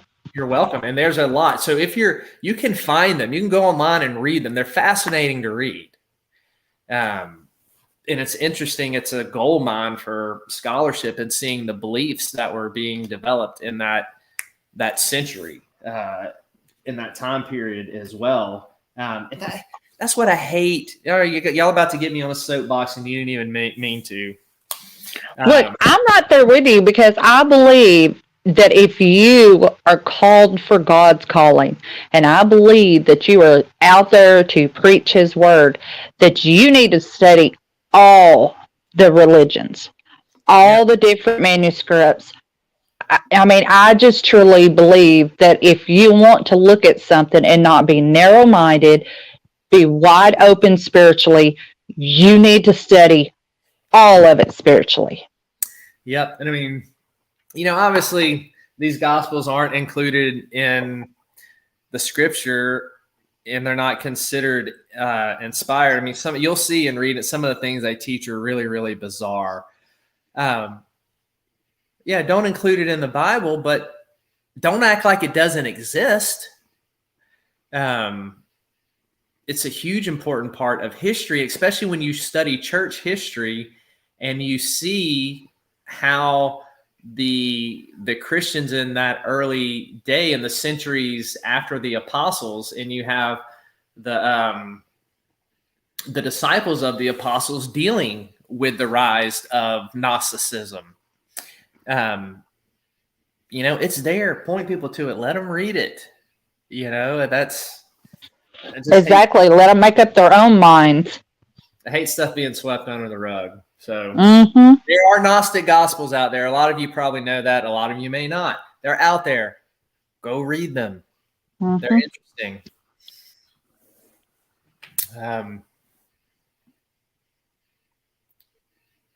So going back to Lilith, right? The legends developed, that she would come into rooms at night, take babies, eat the kids. I have a terrifying scene in my book of Lilith coming into a home at night and stealing and going after babies and a kid. I can't wait to get that out there published, just saying. But yeah, that was part of the thing. So she was almost kind of like a Krampus in a way, like, tell this, scare your kids. Got to watch out for Lilith coming in the bedroom. Trying to think if there's anything else. Man, you know what? I forgot. There is a fantastic book I have about Lilith. I will bring it on the show next week. I'll actually have it with me on Sunday for those of you who are going to join us. And I will show you. It is a fantastic, it's a small book written by a Lilith scholar, and it is quite good. I recommend this for anybody starting out and wanting to study Lilith, because it's short. It's in depth enough to get you going, but it's not overwhelming. It's not an overwhelming information. So I will make sure that I have that on Sunday and for the show next week. Slipped my mind, so I apologize. Yay! I just threw my little yay in there. But that is all I have for tonight. We'll continue next week on our study of demons. We'll probably get a little more into the Old Testament, and then we'll start transitioning into the intertestamental period, that time period between like 300 BC, 100 AD. This is when the demonology and angelology went into hyperdrive in Jewish culture. And things were really, really taken to the next level and developed in their theology of these beings. It is a very, very cool study. Cool.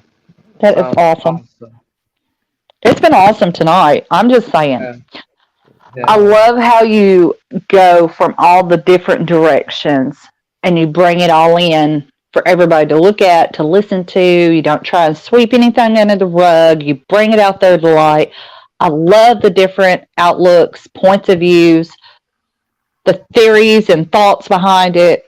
I think you do amazing, and I'm so proud of you. Oh, thank you, Nikki. Exactly. I agree. Didn't do it without y'all helping me. That is And I've got to give a shout out for PW in the house because she has been on top of her chat game, and like she's been throwing some stuff out there about the Lilith, and like y'all been hitting a home base together on this stuff. Just saying. Thank you, PW. Yeah, I on her every week to kind of throw those nuggets out there while I'm talking. So thank you, PW. And I'm still working on trying to encourage her to come up and be on panel with us. Oh, heck yeah. She don't have to show her face if she don't want to. She can just do like what we do and, you know, do the icon. Yep. Like that. Yep. She said you're welcome. You had 67 views, so that's not bad, really. That's awesome. Yeah, good deal. Just a reminder to everyone, Sunday's show is this Sunday, 8 p.m. Eastern.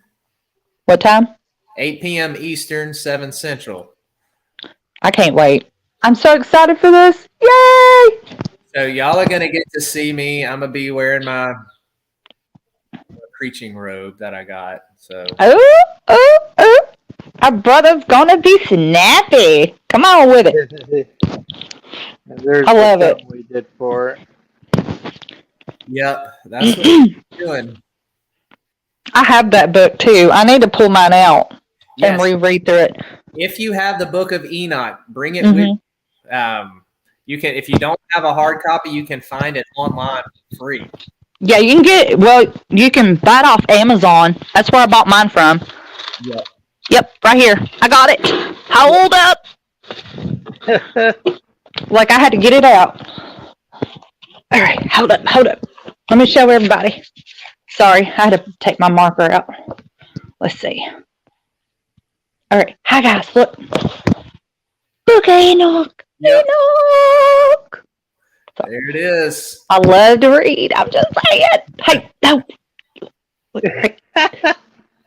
I was doing so if you can see the book. There you go. There you go. That is it. And we'll be looking at what is traditionally called First Enoch. All right. So, are you going to go through? Is there a specific? Are you going to start in the front of it? Are you going to jump around? We're going to work our way through it.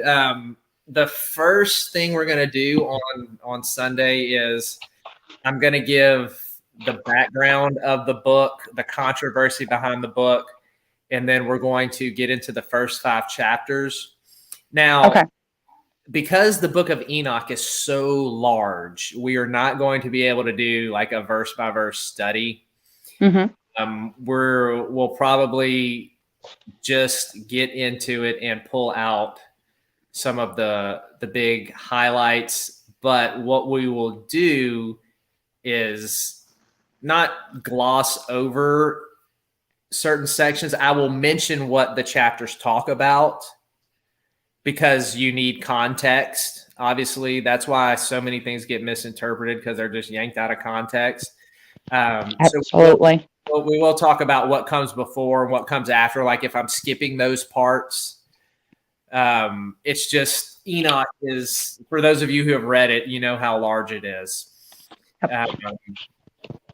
So we're going to just really get into those passages of scripture that are the main theological meat of it and the main parts of it that went on to influence the culture, influence the theology in Jesus's day, the theology of Jesus, and also the theology of the New Testament writers.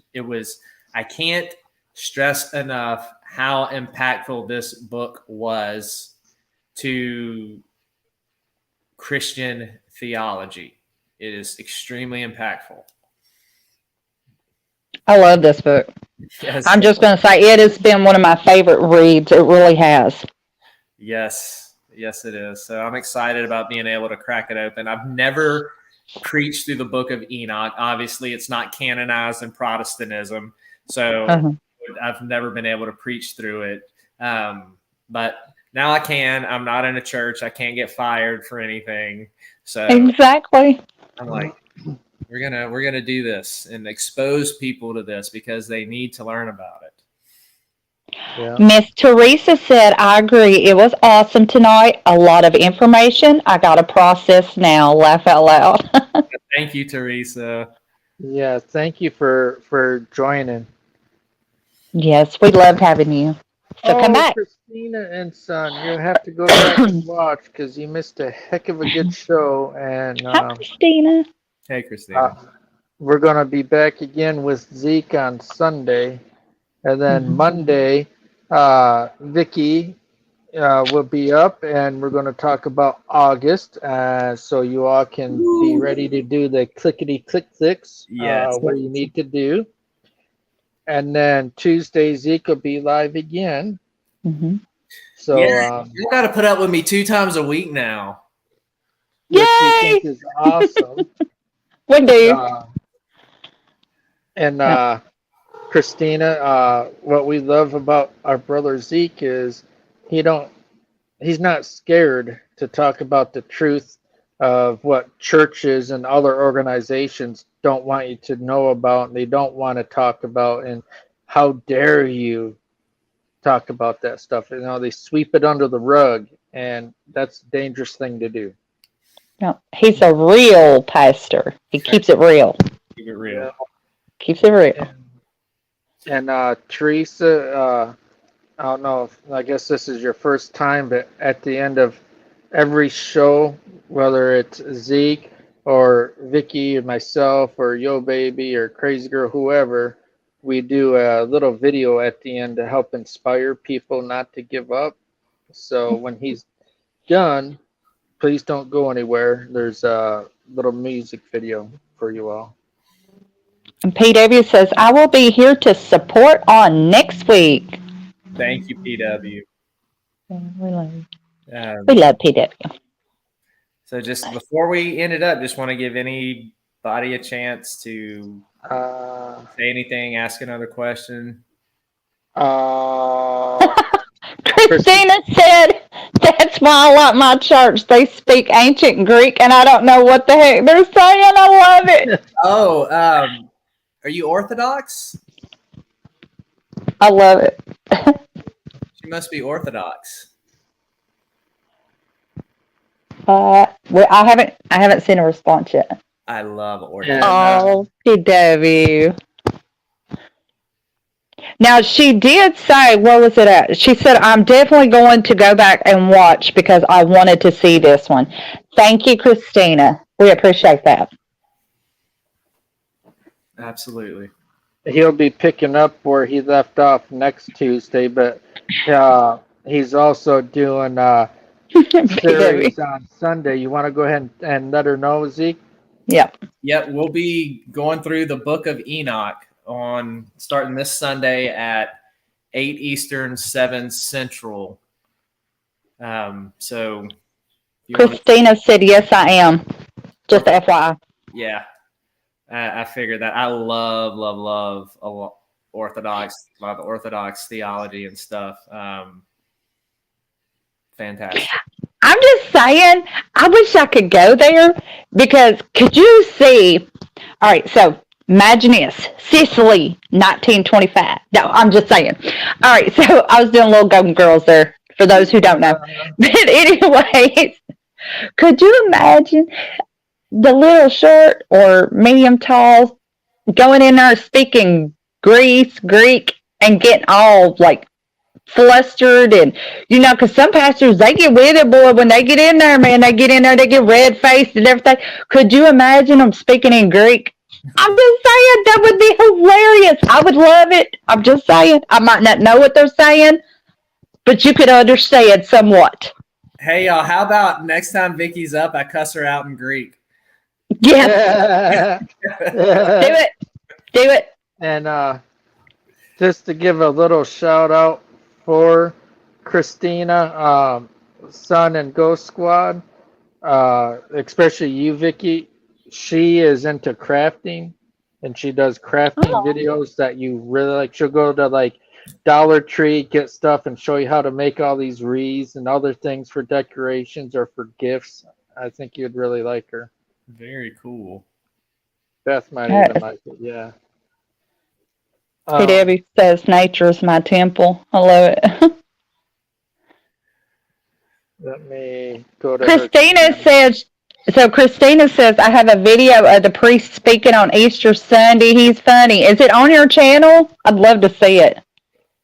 Copy. Yeah, you got to direct us to that. Yeah. I'm posting her link in the chat now. Hey, DJ. Hi, Ray. DJ.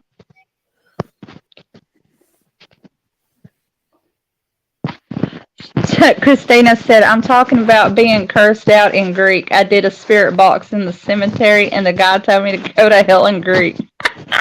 That's funny. And I just put her link right there. That last link I just put is for her. So, Awesome. and I'll send it via message to both of you for her too. Thank you, brother. You're welcome. Yeah, I'll watch all her videos she uploads because I love crafting and she's got some great ideas. I like crafting, you know that, so. Oh, I have to tell Bethany. She likes stuff like that. Well, DJ. since I unmodded a few people, I'm going to do something here, Christina, because we've been following each other even back on my old channel, and you're still here with our new channel with Vickie, Zeke, Crazy Girl, Yo Baby, and myself. And this way I don't have to go and hunt down your thing, but there in the future, if you want, towards the end of the live streams, you can drop your link. Christina said, oh, wait until tomorrow. I made a cute little thing. It's a little girly, but I'm sure you can make it camo. Well, she even made, because I said I had mentioned something about camo, so she did a video just for me, and she made a camo wreath using a camo flip flop, and it was so cool. Oh, how cute! I think it was a flip flop. I forget. That's awesome. Okay, now, oh, there she goes. I was gonna say, why didn't she? Okay, yep, she's blue. She said, thank you. PW is laughing. Yeah, and she said, yes, flip flops and camo bows. That's awesome. That's one thing I cannot make. Cannot make a damn bow. I'm waiting to see if she sends it to me. I'll pay for it because I never asked for anything for free. I'll pay for it. Right? I thought it was cool.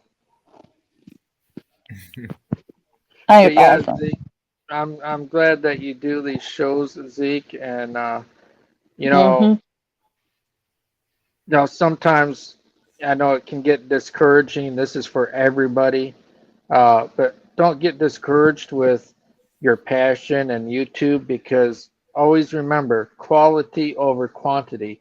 Sometimes you might get up to 20 and 30 people in your live stream. Sometimes you may get 5. Well, to me, okay, and this is where we all differ and we all still get along as like a family. Zeke and I are more in the same thought about religion than the rest of us are, because we all have our own beliefs. I don't believe in churches here to say, but I do believe in a creator. And I think that sometimes that the main creator decides, hey, there's only 5 people or there's only 6 people that need to be hearing what's going on. That, if you got more than that, it's going to take the attention away, and they may not be able to get all the info that Zeke is providing to them. Yeah, so that's how I look at it, and you could look at it the same way for your channels. Yep, that's how I view it, man. We use the word sovereignty to refer to God, that He is above all and in control of all, and we trust Him to bring the people that need to be here, and encourage others to have that same trust. Exactly.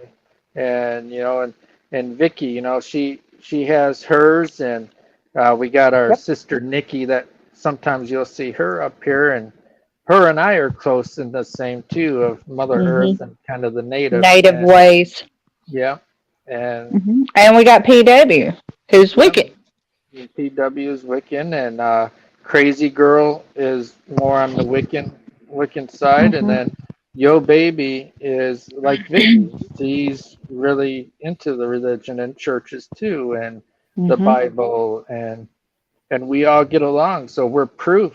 We're a happy family that love each other, and we, I'm so blessed to have everybody in my life. I really am. We're all blessed. And just kind of a heads up with preaching through the book of Enoch. Because I am Christian, it is all going to come from a Christian perspective. So just kind of a heads up for everybody, that will be not that I'm not going to include other interpretations, but my own personal beliefs in this, because I will be preaching and teaching that will come out. So I probably will be throwing the name of Jesus around a lot, and I will be talking about his death and resurrection and sin and forgiveness and all of those things. So I don't want you to be shocked and be like, "Whoa, Zeke, dang!" Just and that's what I like about it, is because it's a place where we all can be ourselves. You're a man of many, so all the different. It's a great place for the dark side. It's a great place for the Christian part that you do. It's good for your ministry part. It's all, because we're all open. We're all open to each other, and we don't force our beliefs on one another. We accept each other for who they are. Yeah, and it's like Zeke has said in the past, and this is what I love about him, is people can be in the comments and disagree, and that's fine, because he welcomes people. If you disagree, it's okay. We don't expect you to do ours. That's why we talk about a little bit of everything for everybody's. It's not just one topic in one group. It's everybody. Absolutely. Do you see what Christina said? She said 2 things. Oh, you message me on Messenger your address. This is to Dustin, and I will send it to you. I will make you another one real nice. My aunt actually took that one and put it on her door because she liked it. But then Christina said to Zeke, I'm interested in the book of Enoch because it talks about the Watchers, and I had a weird dream about Watchers, but not as it's written in the Bible. And then she says, I love everyone too, although I worry a bit about people who are weirder than I am. Hello, Mr. Rocker Vlogs. Hi, Mr. Walker. PW says, yes, witchers are interesting. What do you got to say about that, Zeke? About her one comment about her dream? About Thank you, watchers. Rocker. She said she had a dream about watchers, but not as it's written in the Bible or in the book of Enoch. I guess I'd have to find out what the dream is first to be able to help her. I'm curious. But no pressure to share it like at all. You're very Okay, so I'm not like him. We need answers. I need you to share. I'm just saying. I love my brother, but I need answers. Sorry, Zeke. no, that's fine. Just let Mama Vickie loose on them. Just come lay your head on my shoulder, sister. Come on over here and tell Mama all about it. I need to know. Get it out right now.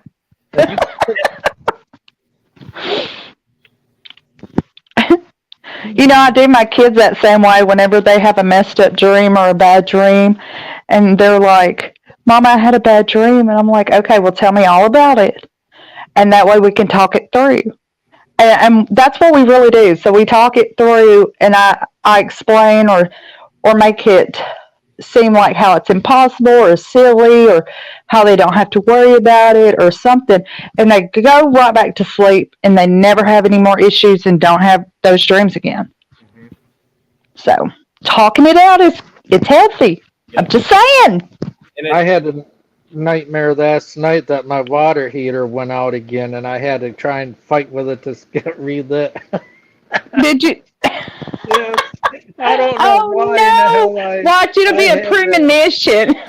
And we got a bunch of so. rain coming in the next 4 weeks, 5 weeks. We're going to pray for you, brother. All right, so Christina said, well, I had a dream that watchers are actually spiritual beings that watch over the universe. Some people think like that. Some people believe, I will have to say that I've heard different reality or verses or whatever you want to call it, but I've heard other people who believe that the watchers are actually other beings who have came down to Earth from other parts of the universe to watch over. That was supposedly sent from God, or they were just alien beings that was down here. Yeah, I mean, I've heard all that. What about you, Zeke? I would say though that her dream, that's not too far off how they are presented. Mm-hmm. Remember we talked about how the sons of God, and when we get into Enoch, we'll see that those sons of God are called the Watchers, and you have the good Watchers, and then you have the fallen Watchers. Right. And we talked about those Watchers are ruling, governing spirits. So that dream is not far off from what these spirits do. That's why they're called Watchers. They oversee. They watch. They have that ruling authority, and there's good ones and there's evil ones. We'll see that. We saw that Daniel that we talked about last week. Yep. You had the Prince of Persia that was fighting with the Prince of Israel, Michael. And then once we get into New Testament demonology, we'll see how Paul breaks these spirits down in the book of Ephesians. Principalities, powers, authorities, rulers. So that aspect of the Watchers, I would say, is definitely in line to what their role is. Well, she also made a comment and said, I'm assuming she's implying it to her dream, and they have something to do with stars, like star children, with something along those lines. That's biblical too, because they are presented as these shining stars, sons of the morning type. Yep. So, I mean, to me, it seems like she had a very spiritual type of dream. maybe an enlightenment type of dream. Yep. And you What do you have to think? look into what kind of dreamer are you? Are your dreams when you have them? Are you more of a literalistic dreamer or are you a symbolic dreamer? You know, mine tend to be more symbolic than literalistic. So Mine's out there. Full color. I mean, mine, fire and brimstone. I've had some dreams that would make you say, oh shit. I'm just saying, it's like out there. But I am a little weird. we know that. It's all good. We know that, Nikki. We still love you. I know. I appreciate it too. Hi, Slim. Mr. Walker said this is very informative. PW, yes, it was a bit of an intense dream. Yeah, Christina, I really believe that would be an intense dream, honey. Absolutely. And Christina said, oh, interesting. Funny enough, Christina says, funny enough, I really have only remembered 5 dreams in the past 10 years. However, I've had 3 like psychic trances since the COVID. Man, ain't that something? Well, that would not be,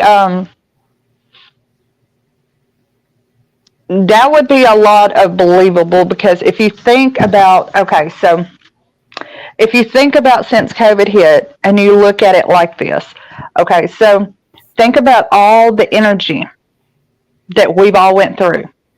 All right, so we've went through depression over being stuck in the homes.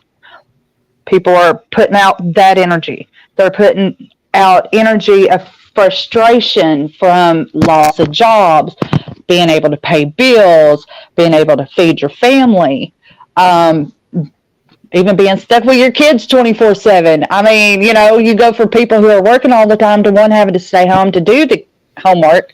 You think about all the energy of not being able to go out and talk and express yourself and be around people because God did not make us to be single. He made us to be around other people, whether it's a spouse, whether it's a friend. We're not made to be alone. So you've got all this different energy that's being put out there on top of the whole stress and worry about whether you're going to get COVID, if you're going to die, or, you know, family members get it and die. I mean, that's a lot of energy that you're putting. And I've noticed over the last, I would say at least 5 years, like the veil is thinning and thinning and thinning. So with you putting so much, like not just 5 people or 1,000 people, but you're talking about billions of people worldwide. I mean, all the continents. If you're putting all those people and all that energy out there, I mean, you're going to have energy come back. So with that being said, a lot of people had to what? They had to slow down. They had to take notice of what's around them. They were more quiet. So with that being said, then what's going to happen? All that energy is going to come back. You're going to feel it. And if you're sensitive, you're going to get more attuned with that psychic level because you've got so much energy flying around out there that it's completely off the charts. Yeah. So, and it doesn't matter if it's good energy or bad energy or whatever, it's going to affect you on some level. Even people who are not psychic and they're just simply, you know, empath or just a little bit of sensitive, you're going to feel that. Even people who don't even realize they're going to feel that because that's a lot of energy that everybody on this earth is putting out at the same time. So I could completely see you having that. Sorry, guys. No, I would agree. Well said, Vickie. Thank you, sir. Hi, Jaded. Let's see. Hi, Jaden. Hello.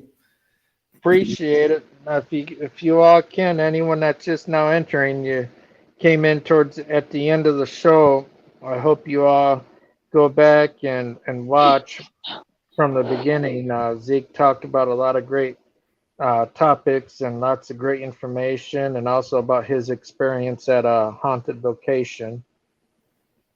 Hi, Mike. So Right. Slim said, I dream about finishing and a house burning. And we went fishing last weekend and a house caught on fire. Sounds premonition. Yeah, absolutely. Mm-hmm. Let's see. Yeah, Christina's. All right, maybe you want to touch on this one, Zeke. Christina says, and that's what I figured out. I can cross over spirits, and I have crossed over 4,000 since then, so it may have been something spiritual. Maybe. sounds like it. So with that being said, Zeke, what are your thoughts on God-given people certain gifts? Like there's healers, there's spiritualists. What is your thoughts on that? In Paul's letter to the Corinthians, in 1 Corinthians chapters 12 through 14 is one of the biggest breakdowns of spiritual gifts that are mentioned in the New Testament. And Paul says that the gifting of the Spirit has been given to each one for the benefit of the whole body. And he goes through and lists these spiritual gifts that are given to believers for edification and encouragement, all to help and all to show the glory of God. And those gifts that he mentions are healings, miracles, tongues, interpretations of tongues. He mentions discernment of spirit, word of wisdom, and word of knowledge. I think I may be leaving one or two out. Faith, he mentions the gift of faith as well, and prophecy. And so you have these gifts, and theirs has been. All right, I'm gonna give you all a little a modern church history lesson right now. What has happened is there was this movement in Christianity that said that all the spiritual gifts have ceased, that there's no healings, there's no miracles, there's no tongues, and all of this. And what happened, this was a backlash to what was called the charismatic movement in the 60s and 70s, where people started experiencing spiritual gifts again and everything. What happened, like with any move of God, the enemy always comes in and tries to destroy it. Mm-hmm. What happened is people got carried away with their experience. Sorry. They started just making up theology, making up things about Jesus that weren't biblical. And so reactionary, like a lot of conservatives are, they totally went the other way and started this movement called cessationism, which has been around longer than that, but it really came back to the forefront during the charismatic movement. And what happened with the charismatic movement is a huge chunk of it migrated to what's called word of faith theology, and that is the health and wealth gospel. That is the gospel that, Jesus wants you rich, he wants you healed all the time.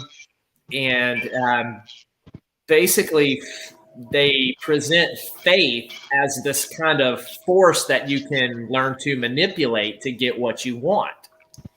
And so God became this genie in a bottle, and that you can speak things into existence. All you have to do is speak something with faith, and it will come to pass.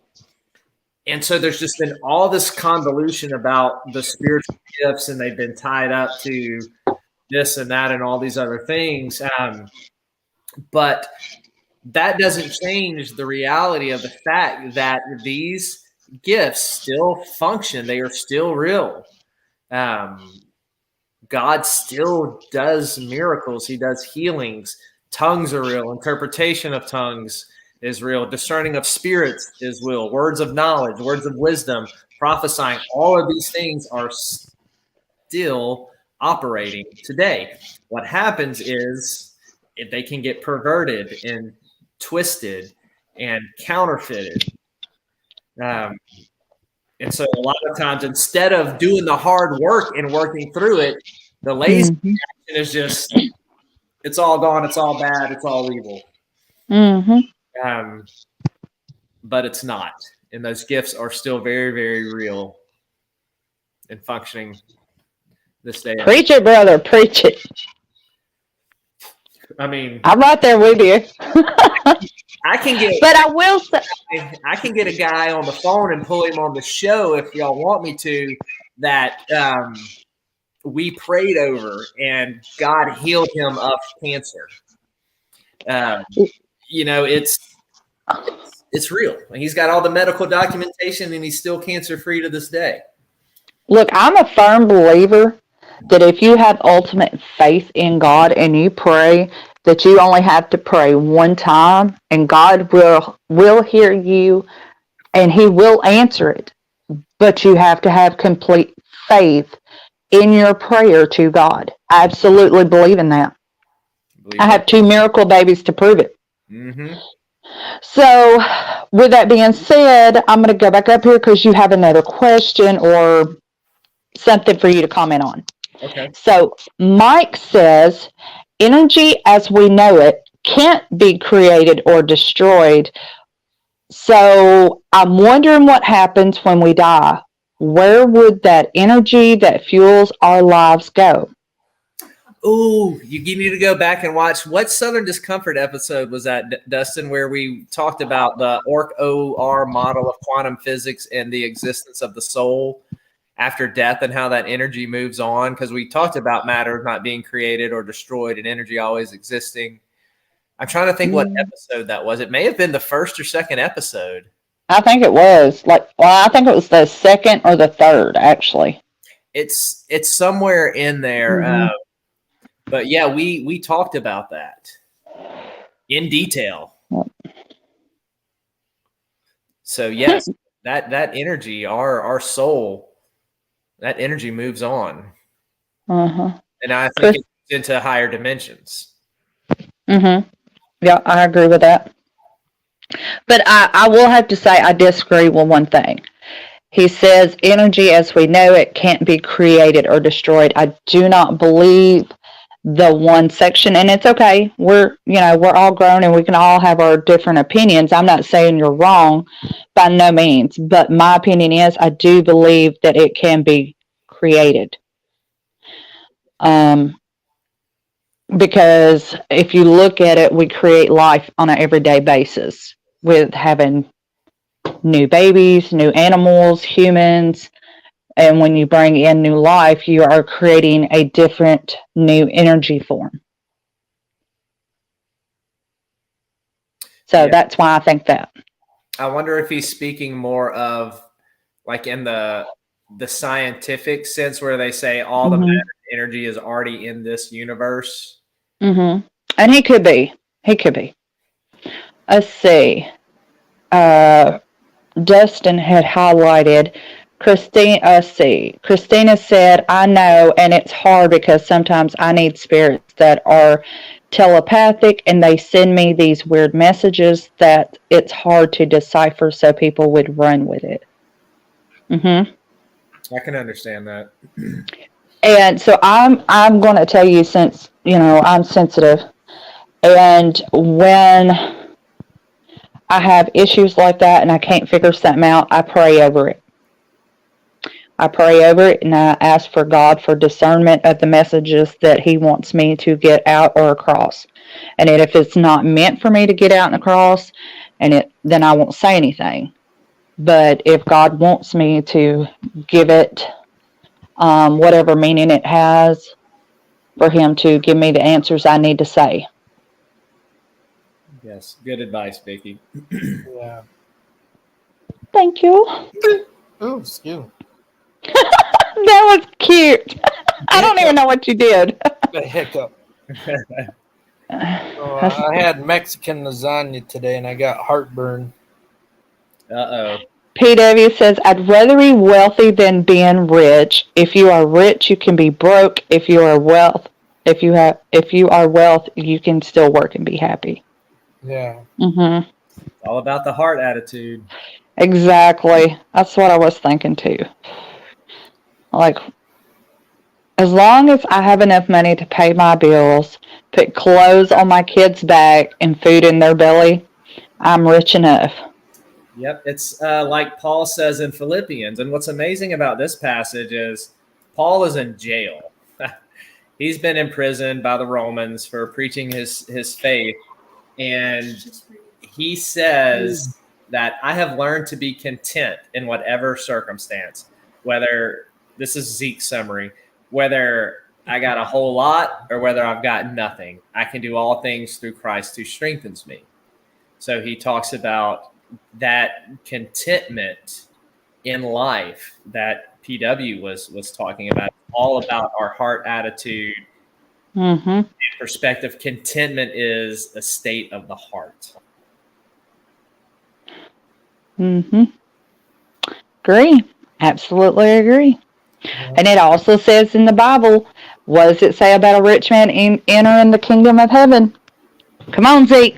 Easier for a camel to go through an eye of a needle. Exactly. Than a rich man to enter the kingdom of heaven. Why is that? Yep. You got the story of the rich young ruler. Mm-hmm. Too. The rich guy comes to Jesus and he's like, Lord, what must I do to be saved? And Jesus tells him, you know the commandments, honor your father, mother, and do this and do that. And the guy's like, I've obeyed all these. And so Jesus is like, oh, okay. So see a little self-righteousness here. And then Jesus hits him right in the heart. He says, sell everything you have and come follow me. Nope. Yep. Turns around and walks away. And that's when he gives that teaching that we were just talking about. Yeah, the metaphor. Yeah, but easier for a camel to go through the eye of a needle. Mm-hmm. But it isn't, and the thing of it is, it's like, it's not really about how much money one has. It's about the whole love of money. Yes.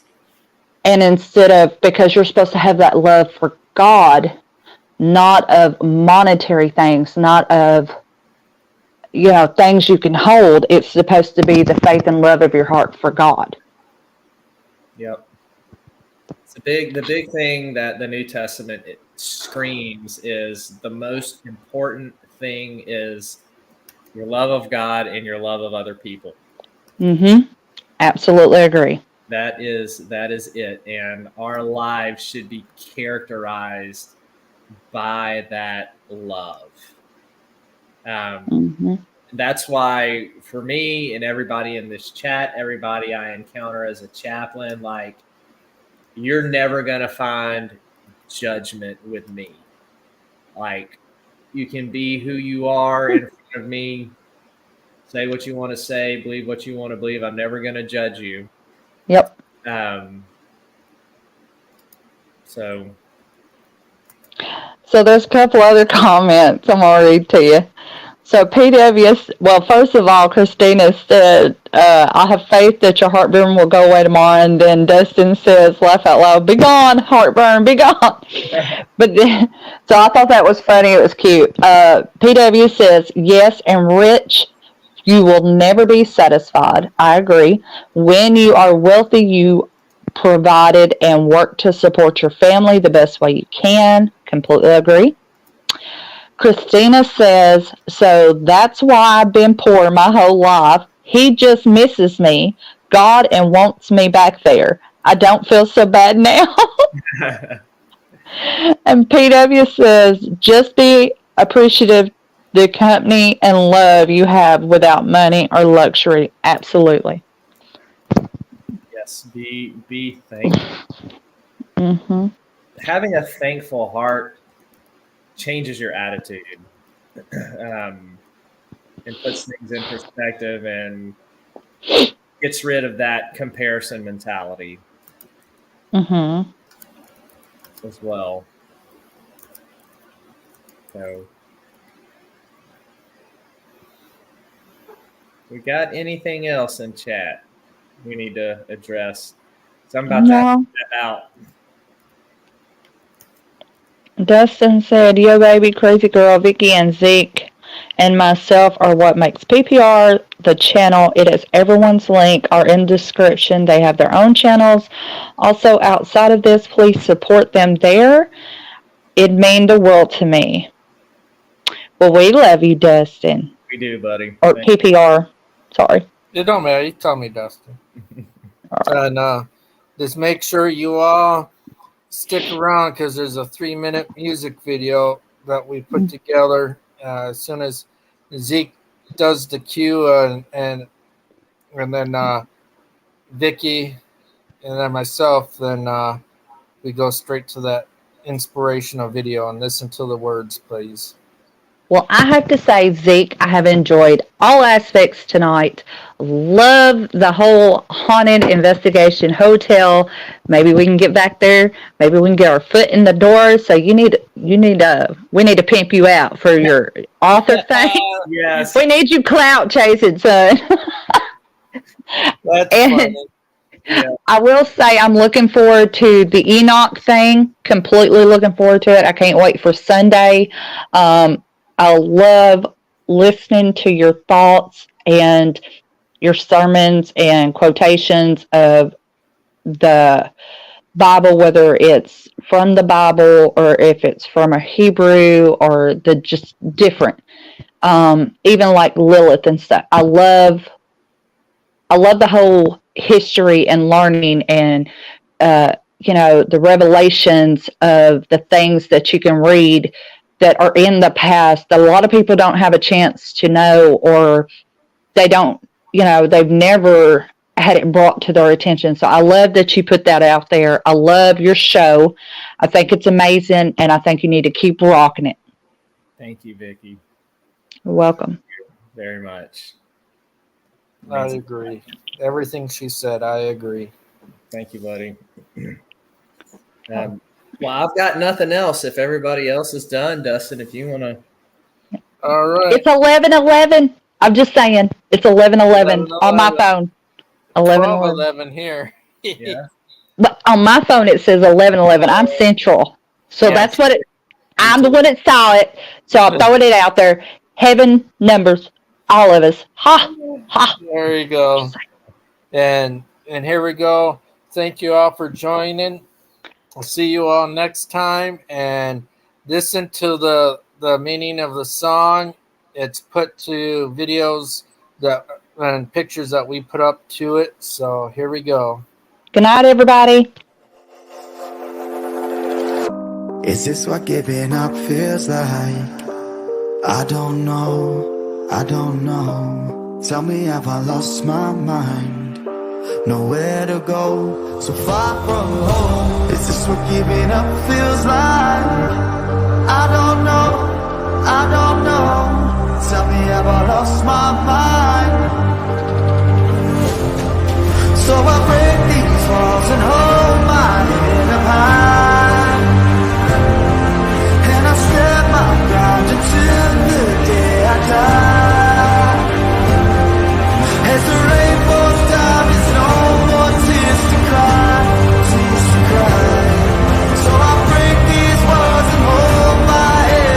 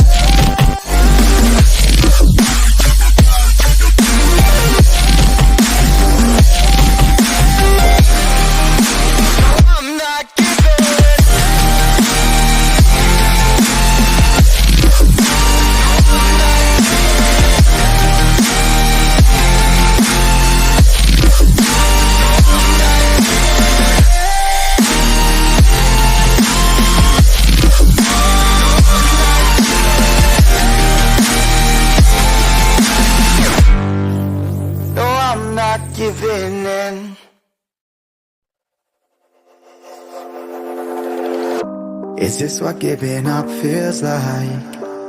I don't know, I don't know. Tell me, have I lost my mind? Nowhere to go, so far from home. Is this what giving up feels like? I don't know, I don't know.